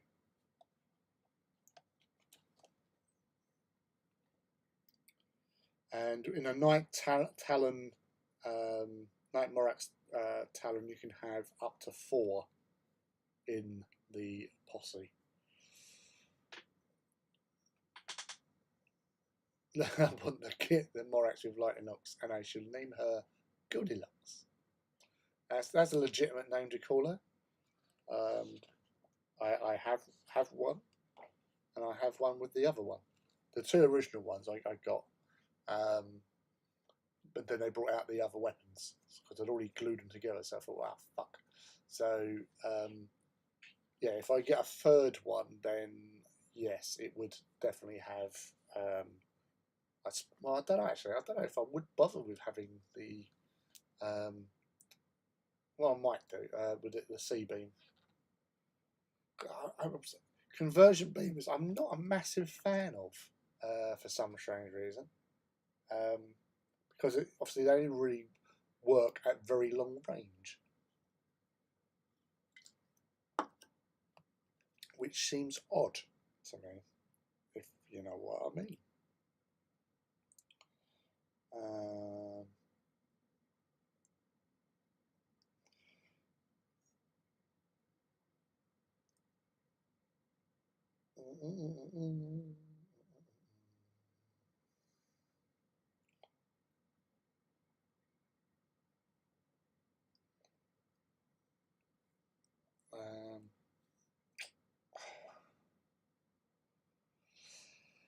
Yeah, I say at the moment with everything that's going on with the heresy stuff. I yesterday I had about half an hour hobby time when I got in from the kids, and I was so tired, and I literally sat down, stared at stuff, wanting to do something, and all I did was paint a hilt on a sword for my Emperor's Children Praetor, and that was it. I do really want the Graviton Pulsar. I would like the Graviton Pulsar. Is it actually an actual thing? I'm going to Forge World. Yeah, Forge World. Let's have a look. I get the thing to actually work. There you are.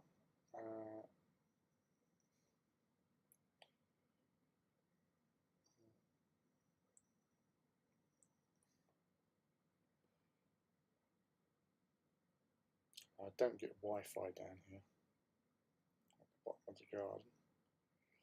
Oh, see, there they are. They're advertising the Mechanicum stuff.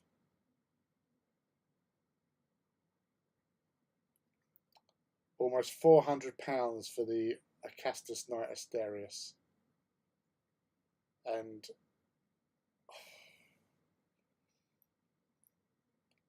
I don't know.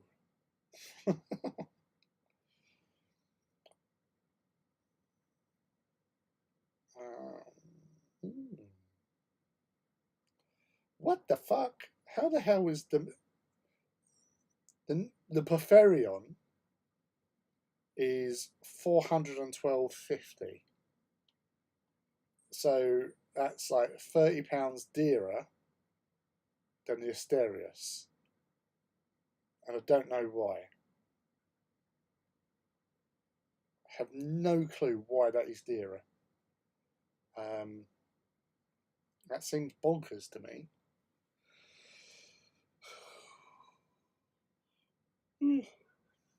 Even the Mechanica Modernatus being almost £360. That's, I can't justify it. You know, for what it is, what it does. Yeah, obviously the weapon can be quite nasty, but as I don't know. And all the Cerastus are over. They're basically £215. The The Mechanicum Carachnos assault tank, 146.50. Why? When, like, everything else... oh, the Macrotech's in stock. Myrmidons are in stock. Castellax with Darkfire in stock. Multi-Melter in stock. Skylax in stock. Laslock Thralls in stock. Ursarax in stock. Ivy. Tech Thrall Covenant with Mitralox in stock.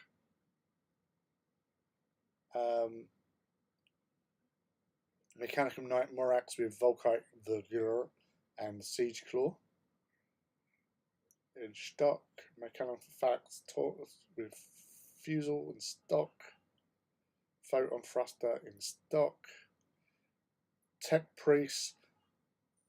So that dude there, that's meant to be, well, that's what Calib Decima is based on.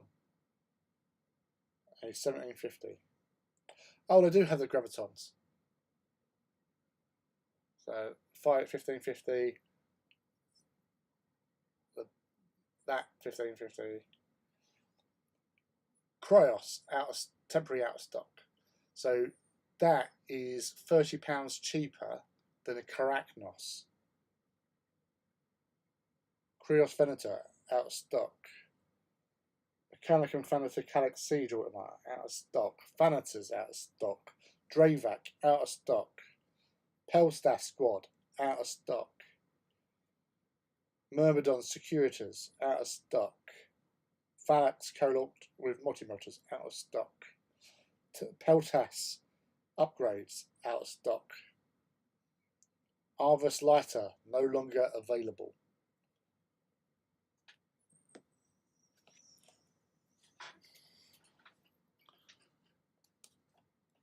They're not the rules.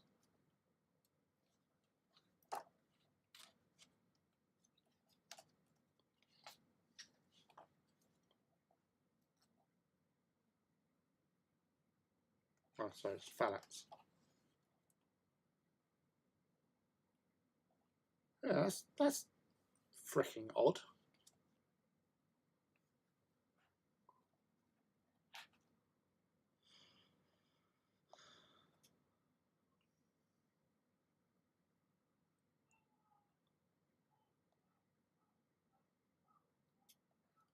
So weird. Like, I don't know why they did them in the first place. Just say it seems odd that they would do two versions. You know, just if they're meant to be like a little cheap like unit, why bother giving them those options? I don't know. It makes no sense at times.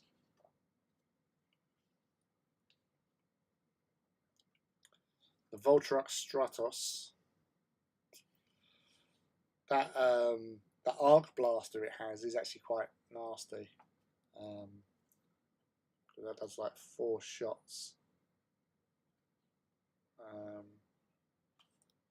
Actually, we'll check on that Graviton as well.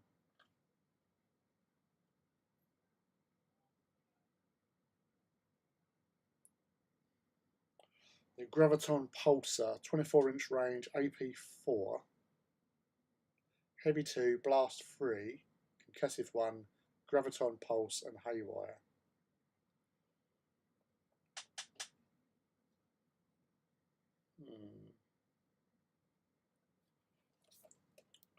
He shares.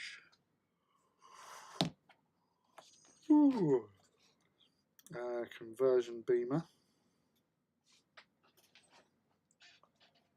Or is it a Conversion Beam Cannon?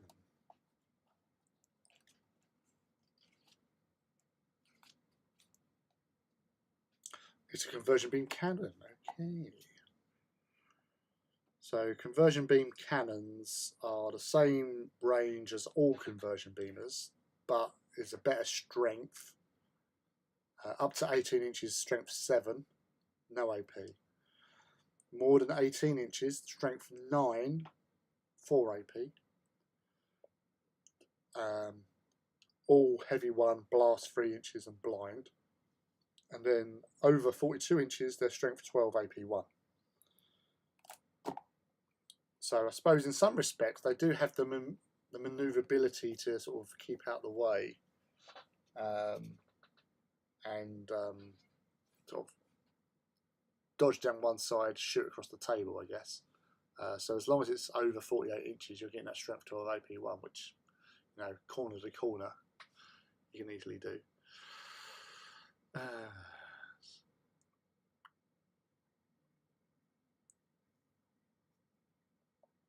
I'm so glad I got all my big stuff a while ago. Yeah, definitely. It's so expensive now. Exactly. Yeah, I still can't understand why they're selling the Mitre Locks, but they don't have the rules for the Mitre Locks. There's no weapons listing for Mitre Locks. I know they were shorter range than the Las Locks. They were shorter range and slightly better strength, I think, if memory serves that. I really want to field like 30 of each type of thrall, but I wish they would actually had 2 weapon profiles. Yeah, no, exactly. Someone is like, yes, I am a little bit snoozy, to say the least. That's probably why we haven't. So this is a chilled out, relaxed, you know, evening of hobby hanging out.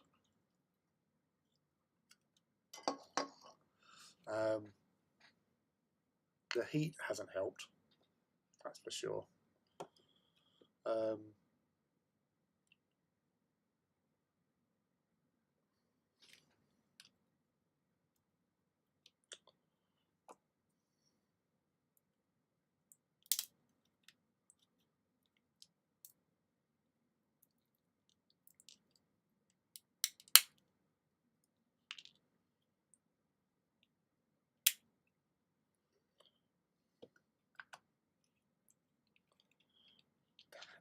Damn it, Janet. Yes, I really do hope that we are, well, it's unlikely because they're still showing, you know, stuff for sale on the Forge World website.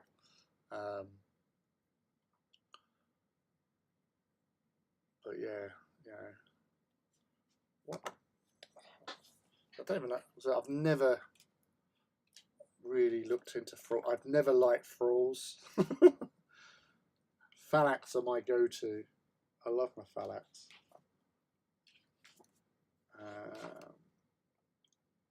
Where's the lasers?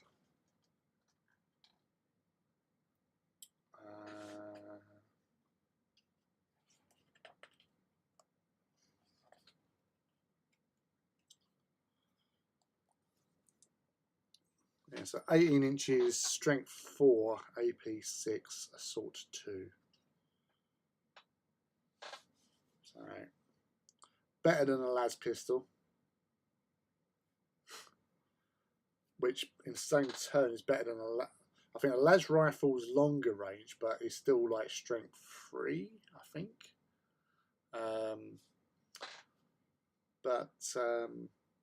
Yeah, but again, the other 2 things with the Castellax that they come out with is the photon thruster and the darkfire cannon. Well, actually, the photon thruster is a phalanx thing, which gives them assault 2, blind, lance, and gets hot.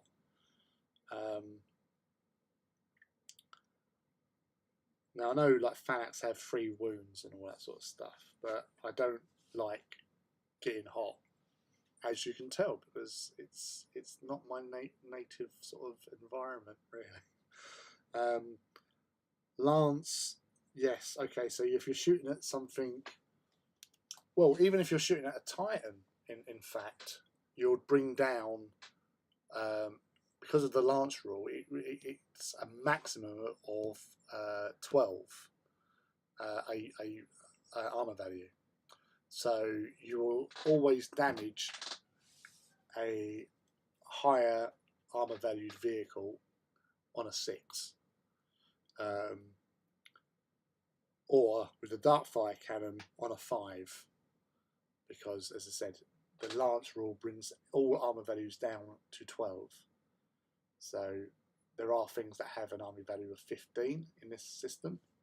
I think a Titan is one of them. He says as he double checks.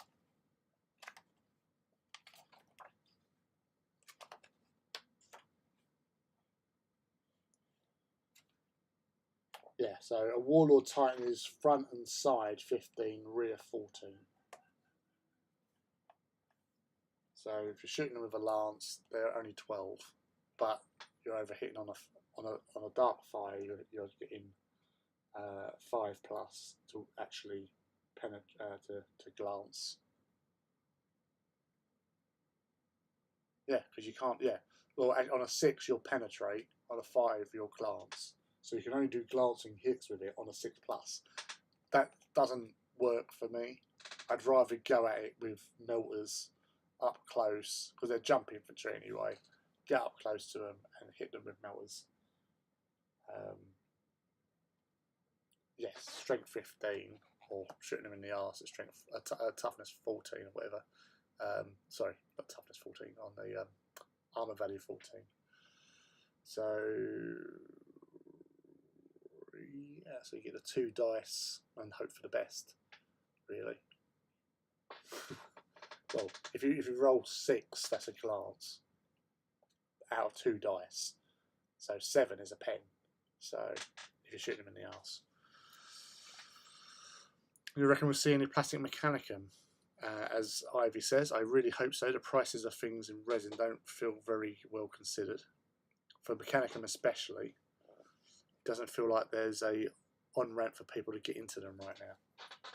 No. So plastic mechanicum definitely would be something to want.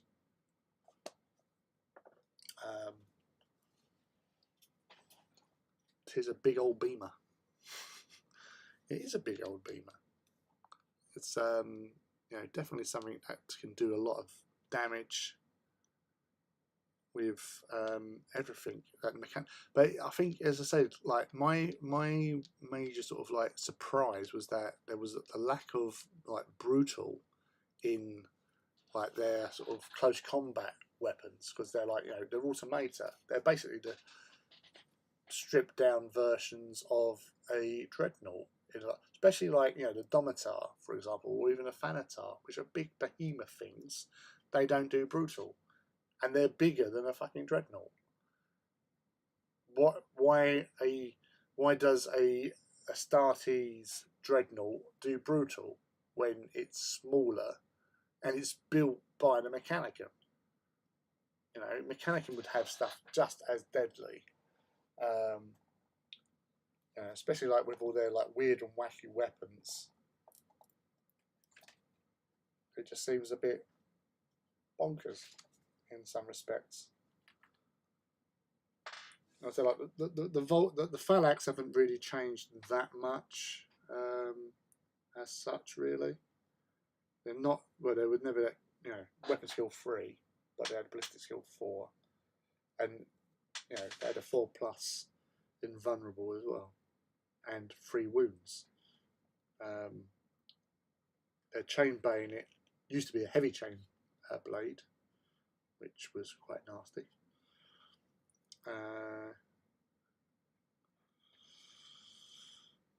Yeah, no. Although with the Castellax, I would definitely upgrade a Castellax to having a Siege Wrecker, because Siege Wreckers are again really nasty. Strength 10 AP2, and they have brutal. They also have Sunder, Wrecker and Specialist Weapon. But for something that's doing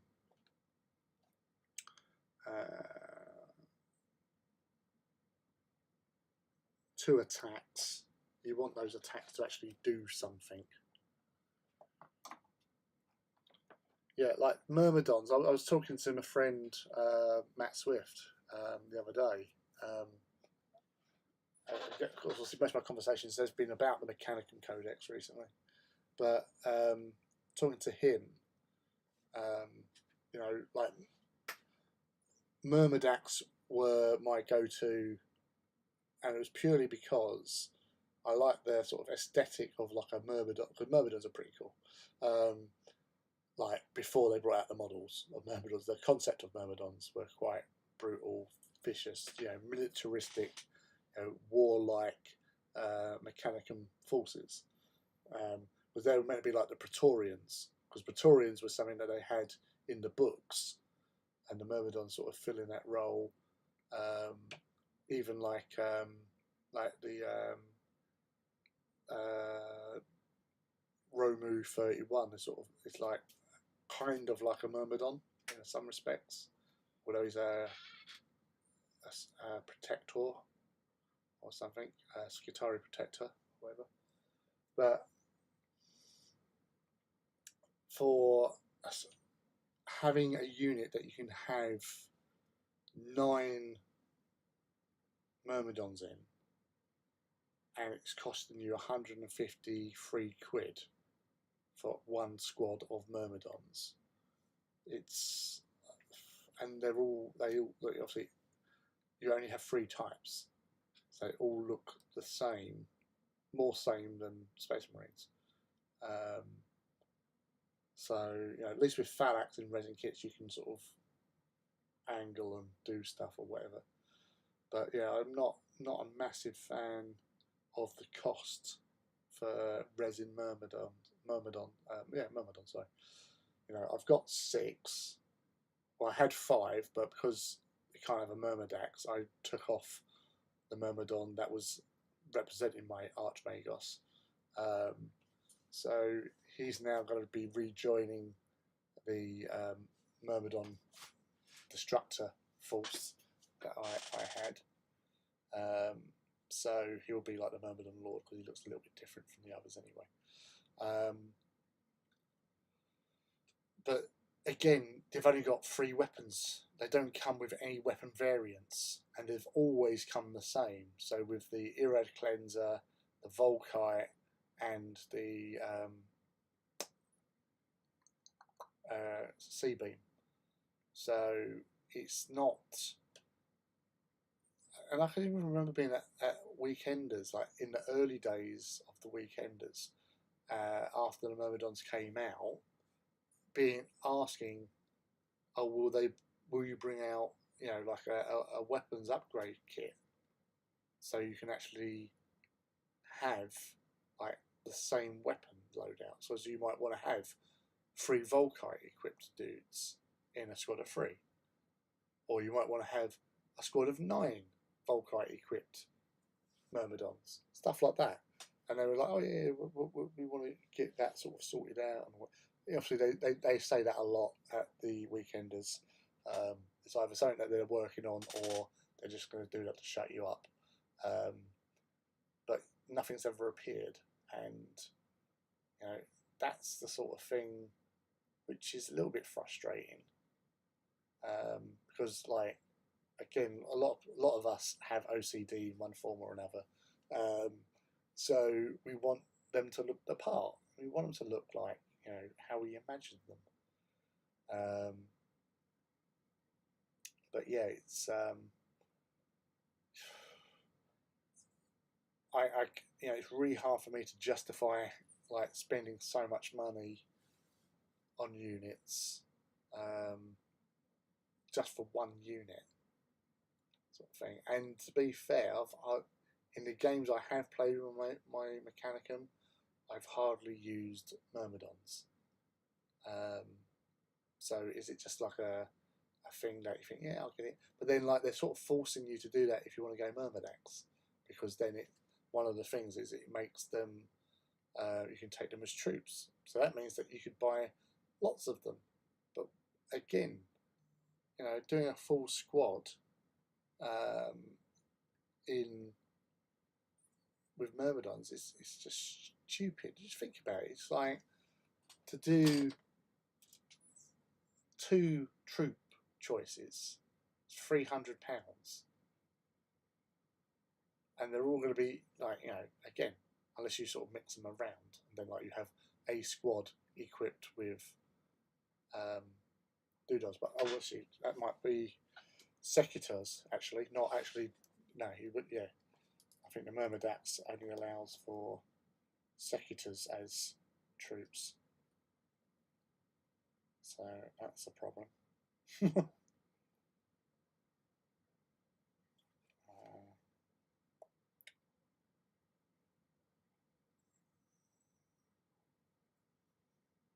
Yeah, so Secutors can be taken as troops, although Destructors can be taken as elites. Does that make it any better? I don't know.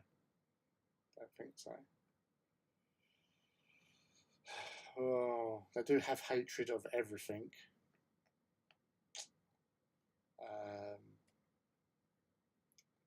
The whole thing with the Thanaticalix, you can take one as a HQ, as a non-compulsory HQ choice in the detachment, so it frees up a space, I guess, than having a heavy support. Yeah, it's, I don't know, it just feels weird. So at the moment, for my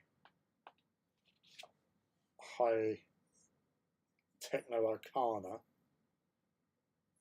it's literally going to be either the Archimandrite, the Cybernetica one, or possibly the Malagra.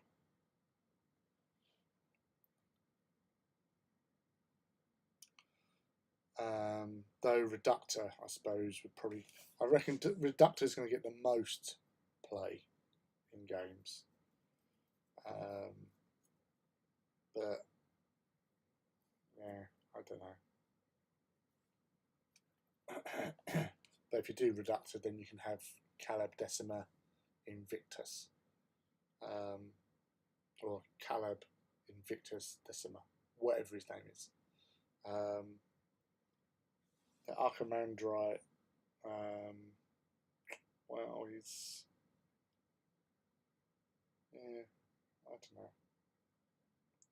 I think Cybernetica would be more handy because it makes the Castellax line.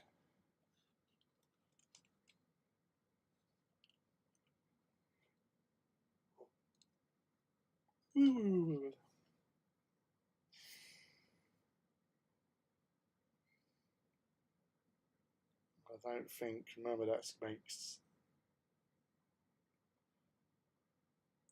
Yeah, it doesn't make them line. So again, being able to. No, tell a lie, tell a lie, tell a lie. Myrmidon Secutors and Myrmidon Destructor hosts. So both of them gain line if you take Myrmidax. But that means buying lots of Myrmidax. And that's not, you know, well, if you're fielding full units, I suppose, but if you're doing minimum units, then there's a lot more options, but still a lot of money, you know. So you'd have a lot of free Myrmidon size units. I'm sweating. Yes, it is so hot. It's meant to cool down tonight. It's so hot. It is so hot. But yeah, it's hot. It is what it is, people. We must endure. It's muggy mug skipper.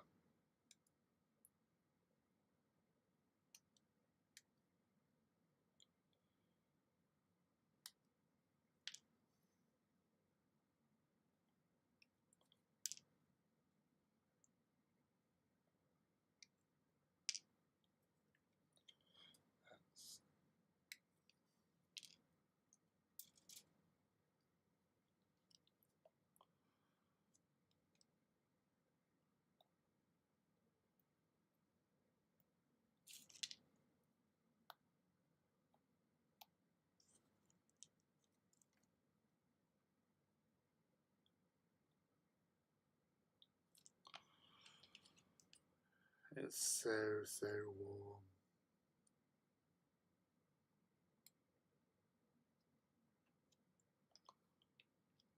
One.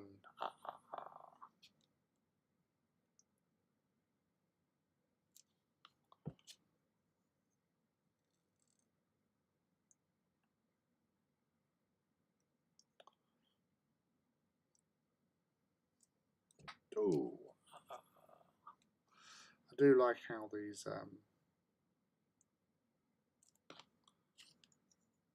chain blades and bayonets stick on and don't look out of place, and they're fairly bit more secure than the old style ones, which just have a little ledge.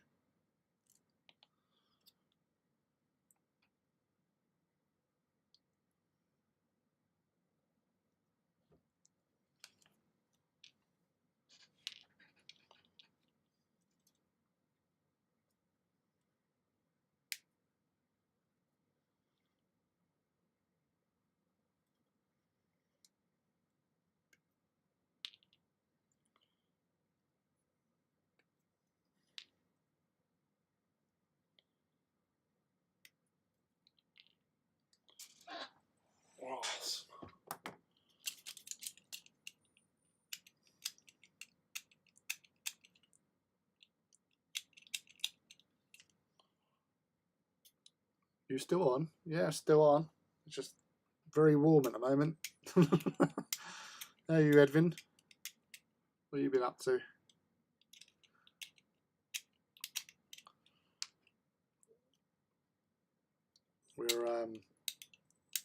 I think a lot of us UK people are suffering from heat exhaustion. But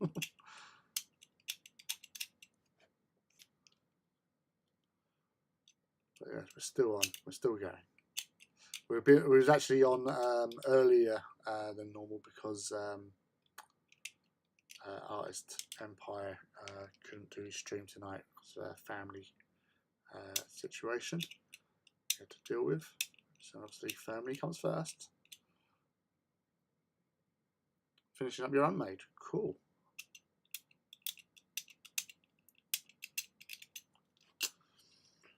Have you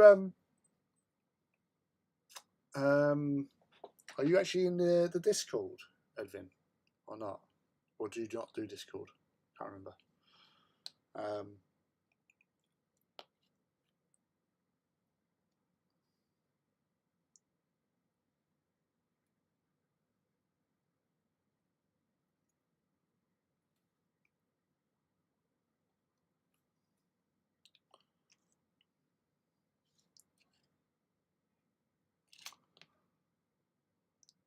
Yeah, it's unfortunate. It's fortunately been cooler past few days, but it's still been warm over here as well.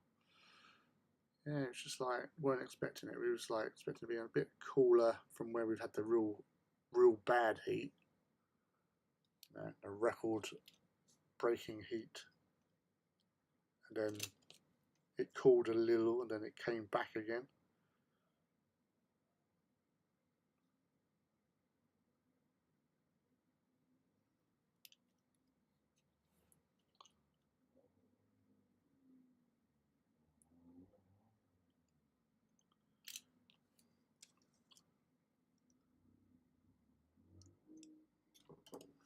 Well, I'll sort that out for you right now, for you, buddy. Doop-a-doop-doop-doo.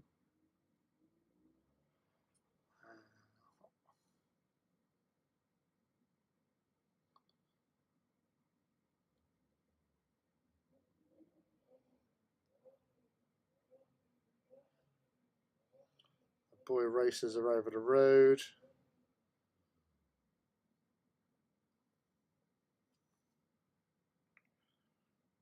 Yeah, dude.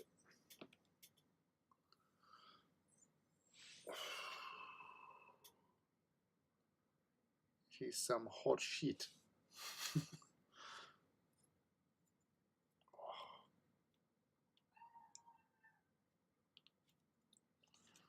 That's the others in the house.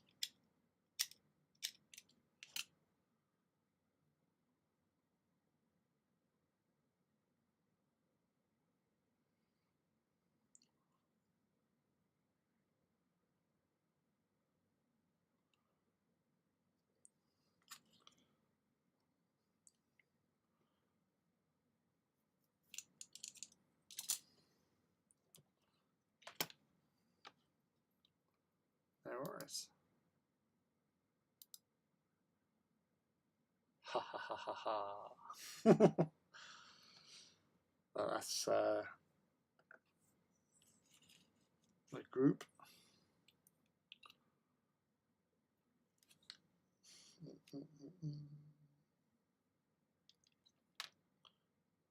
Power fisty dude.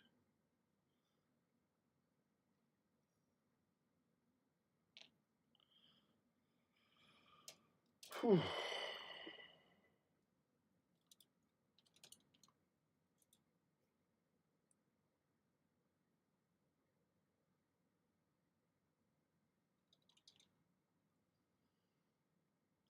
I was going to try and find a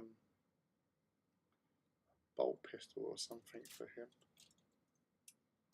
or maybe a Volkite pistol. Unfortunately, I don't have any with me.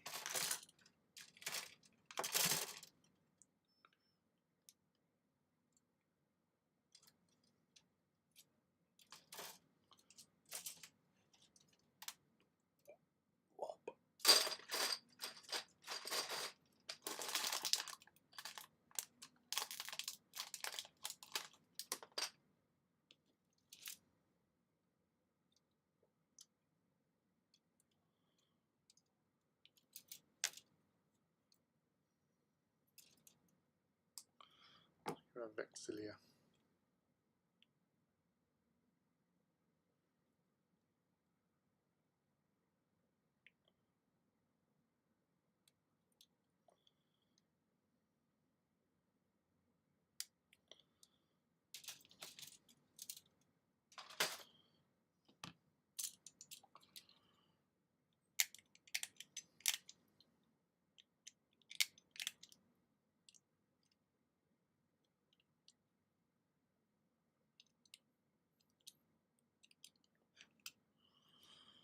I'm surprised old Filipito didn't come on tonight.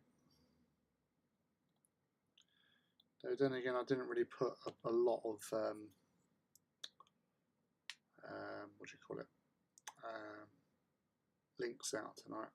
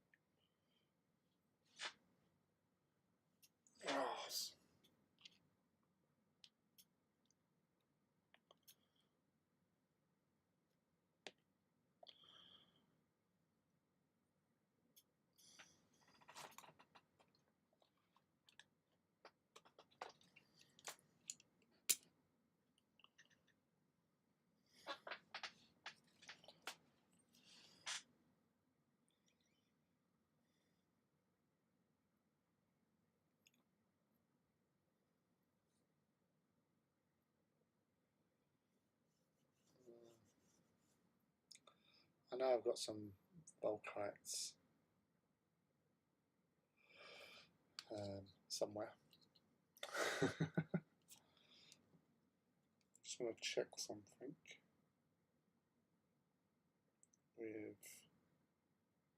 No, wrong thing. That's right. Go on.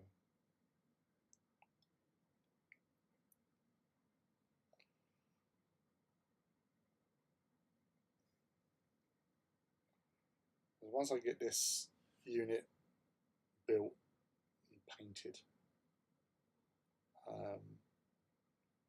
then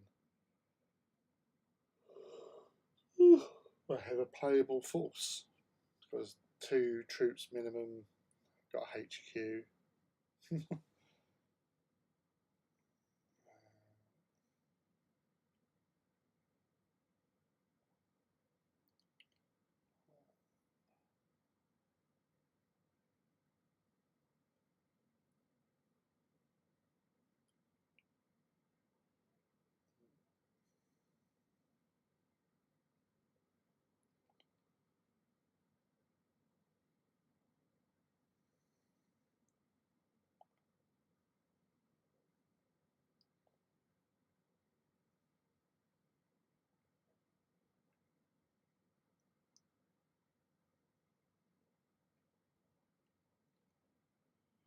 So bolt pistol, hand flamer, plasma pistol, or Volkite Serpenta.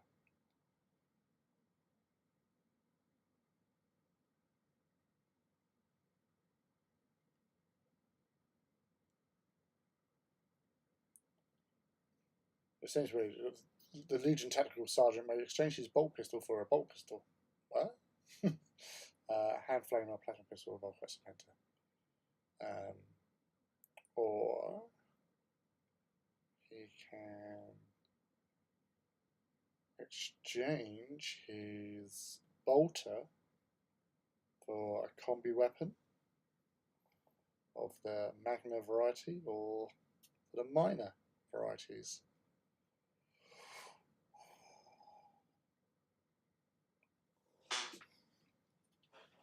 So grenade launcher, which isn't too shabby. Sorry, I had to pick up the phone. No worries. Combi weapons go like with the. I like the because you've got the difference now.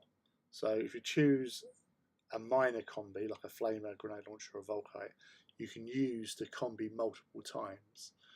If you choose the Magna version, you only get one use. So be it a melter gun or a plasma gun combi, you only get to fire it once. So a Volkite charger, even a flamer, or even a grenade launcher, because you can still fire crack grenades at range. So yeah, that's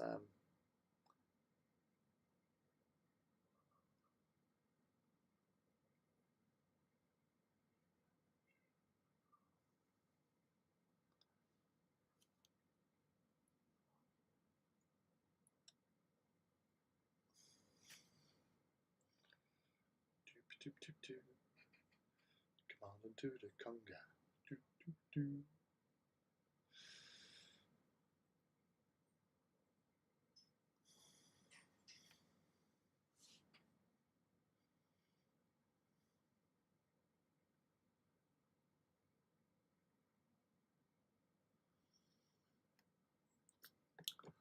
I'm well impressed with the outpost.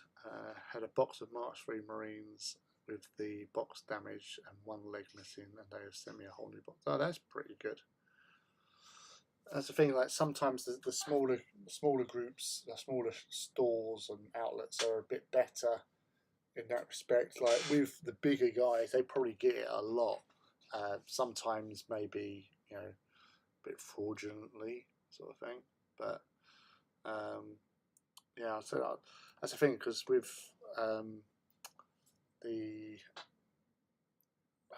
headhunters, so I've got to sort out the headhunters at some point, get them built, a squad of them.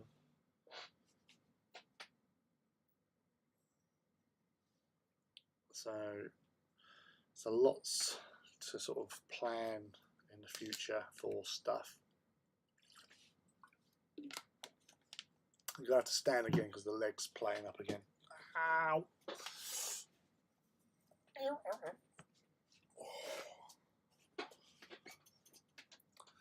Yeah, it's me again, hanging from a kneeling position. Ouch. But yeah, it's I think getting replacements and stuff. Sometimes on a smaller company, you feel bad for it, but at the end of the day, if you've been given a faulty or missing thing, they can claim it back anyway. But it's a pain in the arse going through all that sort of jazz. But yeah, it's so they get replaced as long as they've got evidence to the fact that it is. Ouch! My foot! It hurt my bloody foot.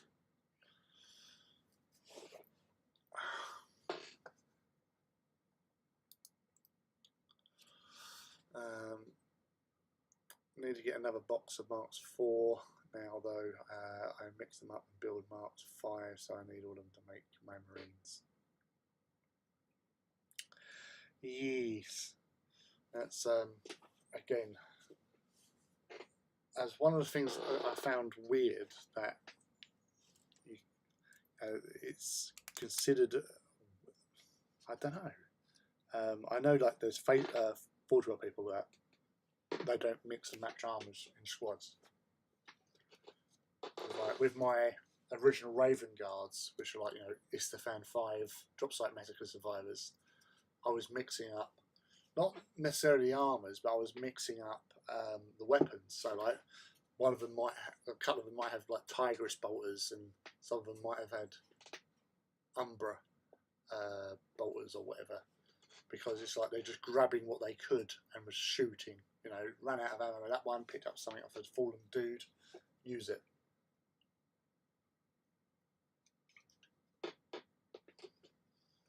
But yeah, there's still that sort of thing. They like them all to be, each unit, each squad has to be in the same armour for some reason.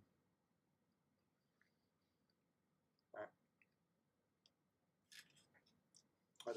Rivet counters, as Ivy would say.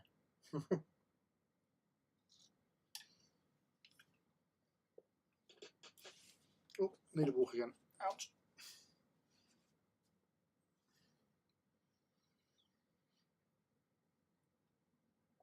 Yeah, so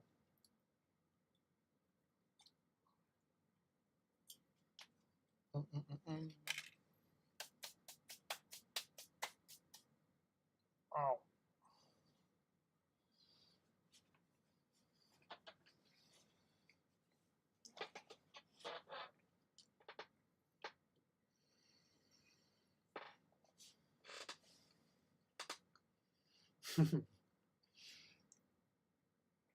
Well, you think about it like that, yeah, I suppose it is quite fitting for them.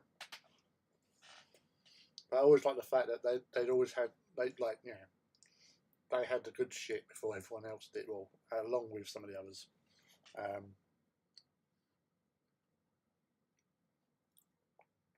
No, and at the end of the day, it's your hobby, so you do what you want to do and make it yours, you know?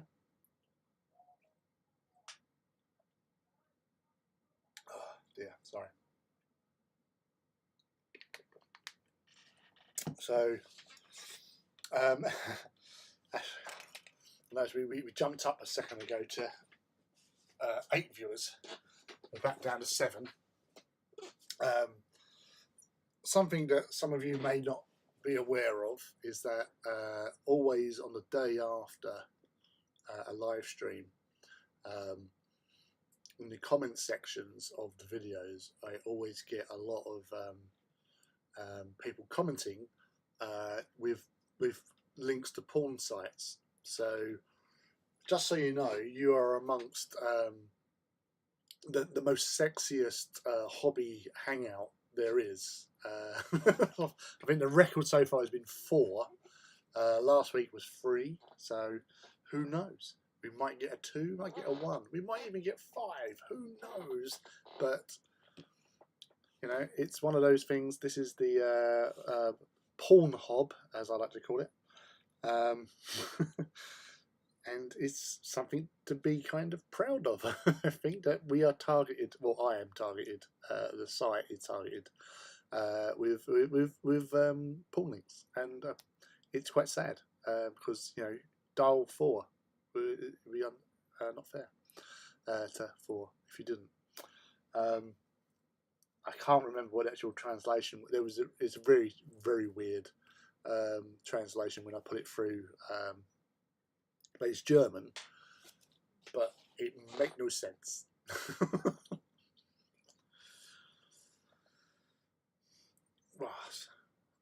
Rob, do you know if you want to do a double power fist sergeant?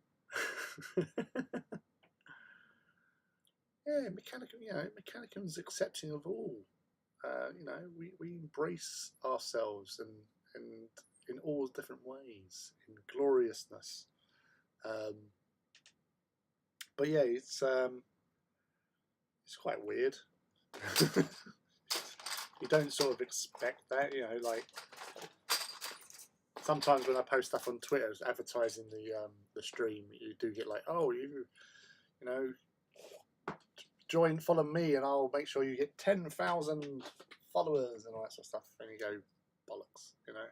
I'm not in it for the followers. I'm just in it to hang out with people and chat and, you know, do hobby, which we haven't done lots of hobby, but as I said, it's quite rubbish with the heat today. Plus, leg is really hurting. But yeah, it's all good at the end of the day. That's what it matters. I don't. So I'm just checking out on the upgrade sprue for the Mark 6. They don't come with. They only come with the plasma pistol, so you can actually have it as a plasma pistol option.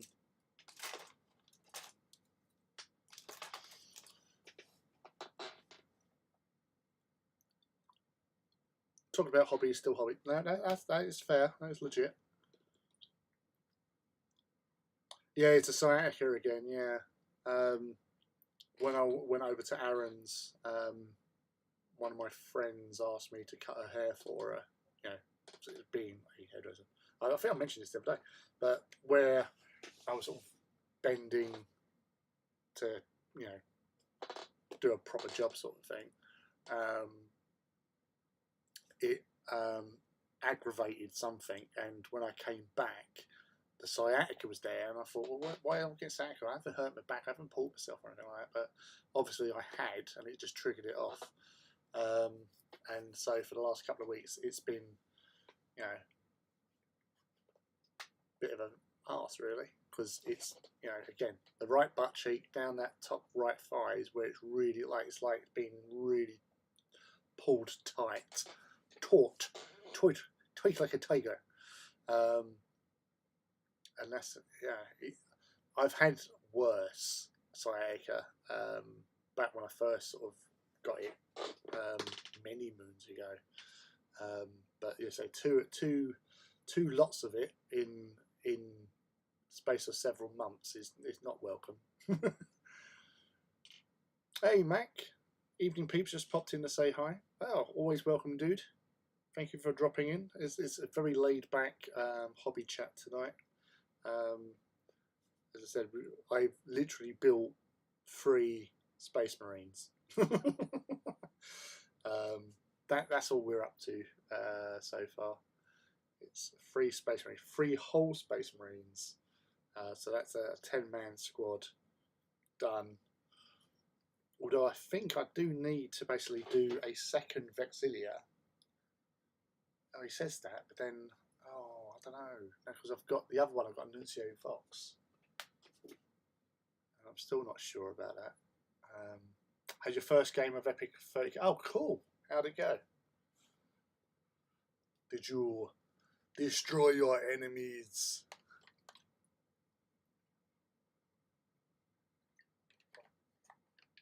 And listening to the wails of their women. Yes, Sam. I say like 33. See, the thing is, like with Heresy, 30k Epic, for example, because there's so many like things out there now with like 3D printing and all that. I don't think that they'll actually do it, because if you can print off your own stuff, why do their own tanks and stuff? So in some respects, like 3D printing, which is, you know, good for hobbying in general, but when you're doing that sort of thing, and I'm not having a go, don't worry, I'm just being realistic about business and all that sort of thing. I don't see them actually going down that route now, because if people are printing off their own stuff, unless they just do the rule book and don't do models, but then those people that don't have access to 3D printing can't then play the game. So it's like, you know, rock and a hard place, isn't it? 1 by 1 point. Oh, well, a win's a win, be it 1 point or 100 points.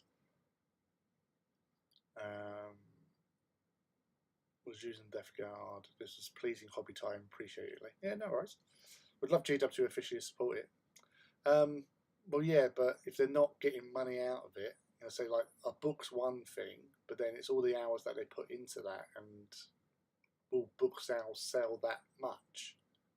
You know, if they were doing like a line like they've done with the Heresy, when you put the effort in and start doing things in plastic, and actually putting a lot more into the model kits and stuff, so bringing them away from resin, it can be a success. 10 Terminators wrecked 25 breaches in the first. But yeah, it's I just don't see it happening, and that's the shame of it. I know there's like I've seen loads and loads of people on various sort of like AT sites and all that, and oh yeah, I've printed off my own things, printed all that sort of stuff, and then oh yeah, they print their own things, and then they make them out of resin.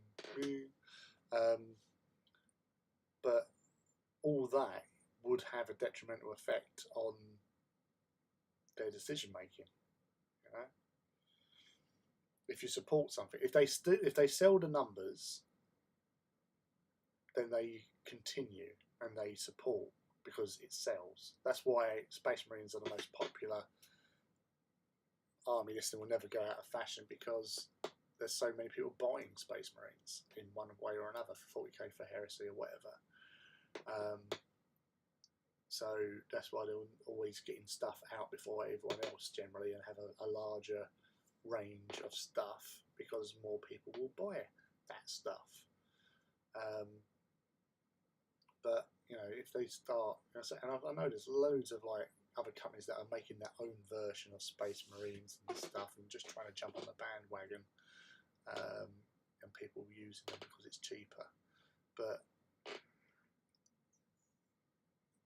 it does have an effect. I know, like, they're a big, corporation entity, but it's still going to have issues with the whole industry.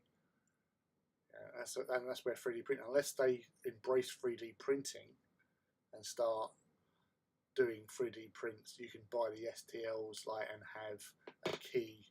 I've been talking to Engine Phil about this years ago. Where you could actually download an STC. You buy a pack of 10 tactical squad dudes that you can 3D print, but you can only you put the code in and you get access to print them off once.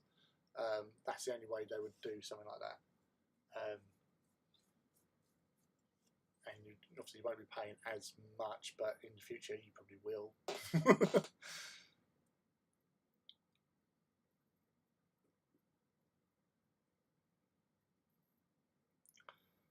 That's why for ATA I buy 95% of GW stuff and only get aftermarket if no other option.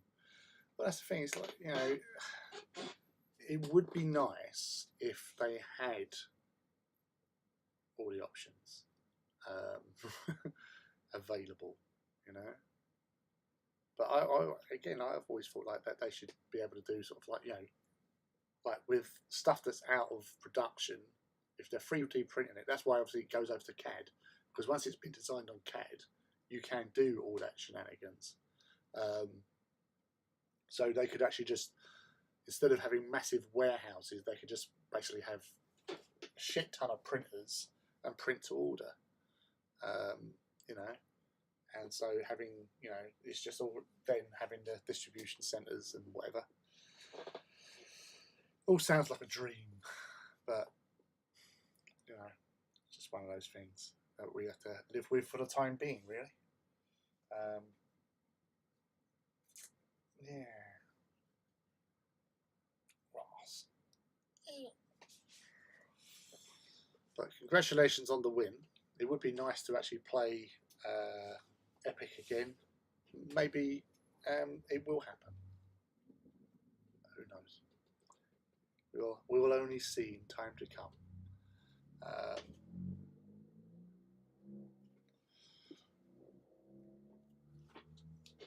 So this playing with their cars again. Right.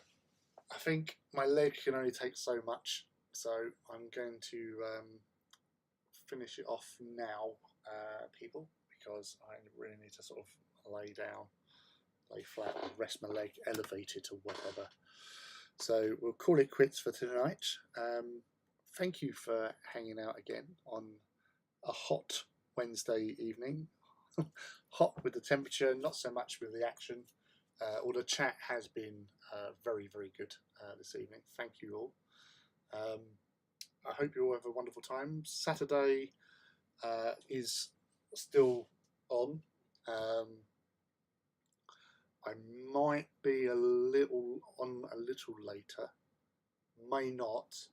It may. I don't know, because I've got to go pick up my kids from the first birthday party celebrations for my lad, the unofficial celebrations. So I'll be doing that after work. And it obviously depends on how fast I can get them home and then back here. So might be a bit of a later start, but I will keep you informed anyway. So yeah, I hope you all have a wonderful next couple of days. And yeah, and hopefully I'll see you all on Saturday at some stage. So until then, be good, happy hobbying and all that jazz, and I'll catch you all again in a couple of days' time. Peace out. Leaders.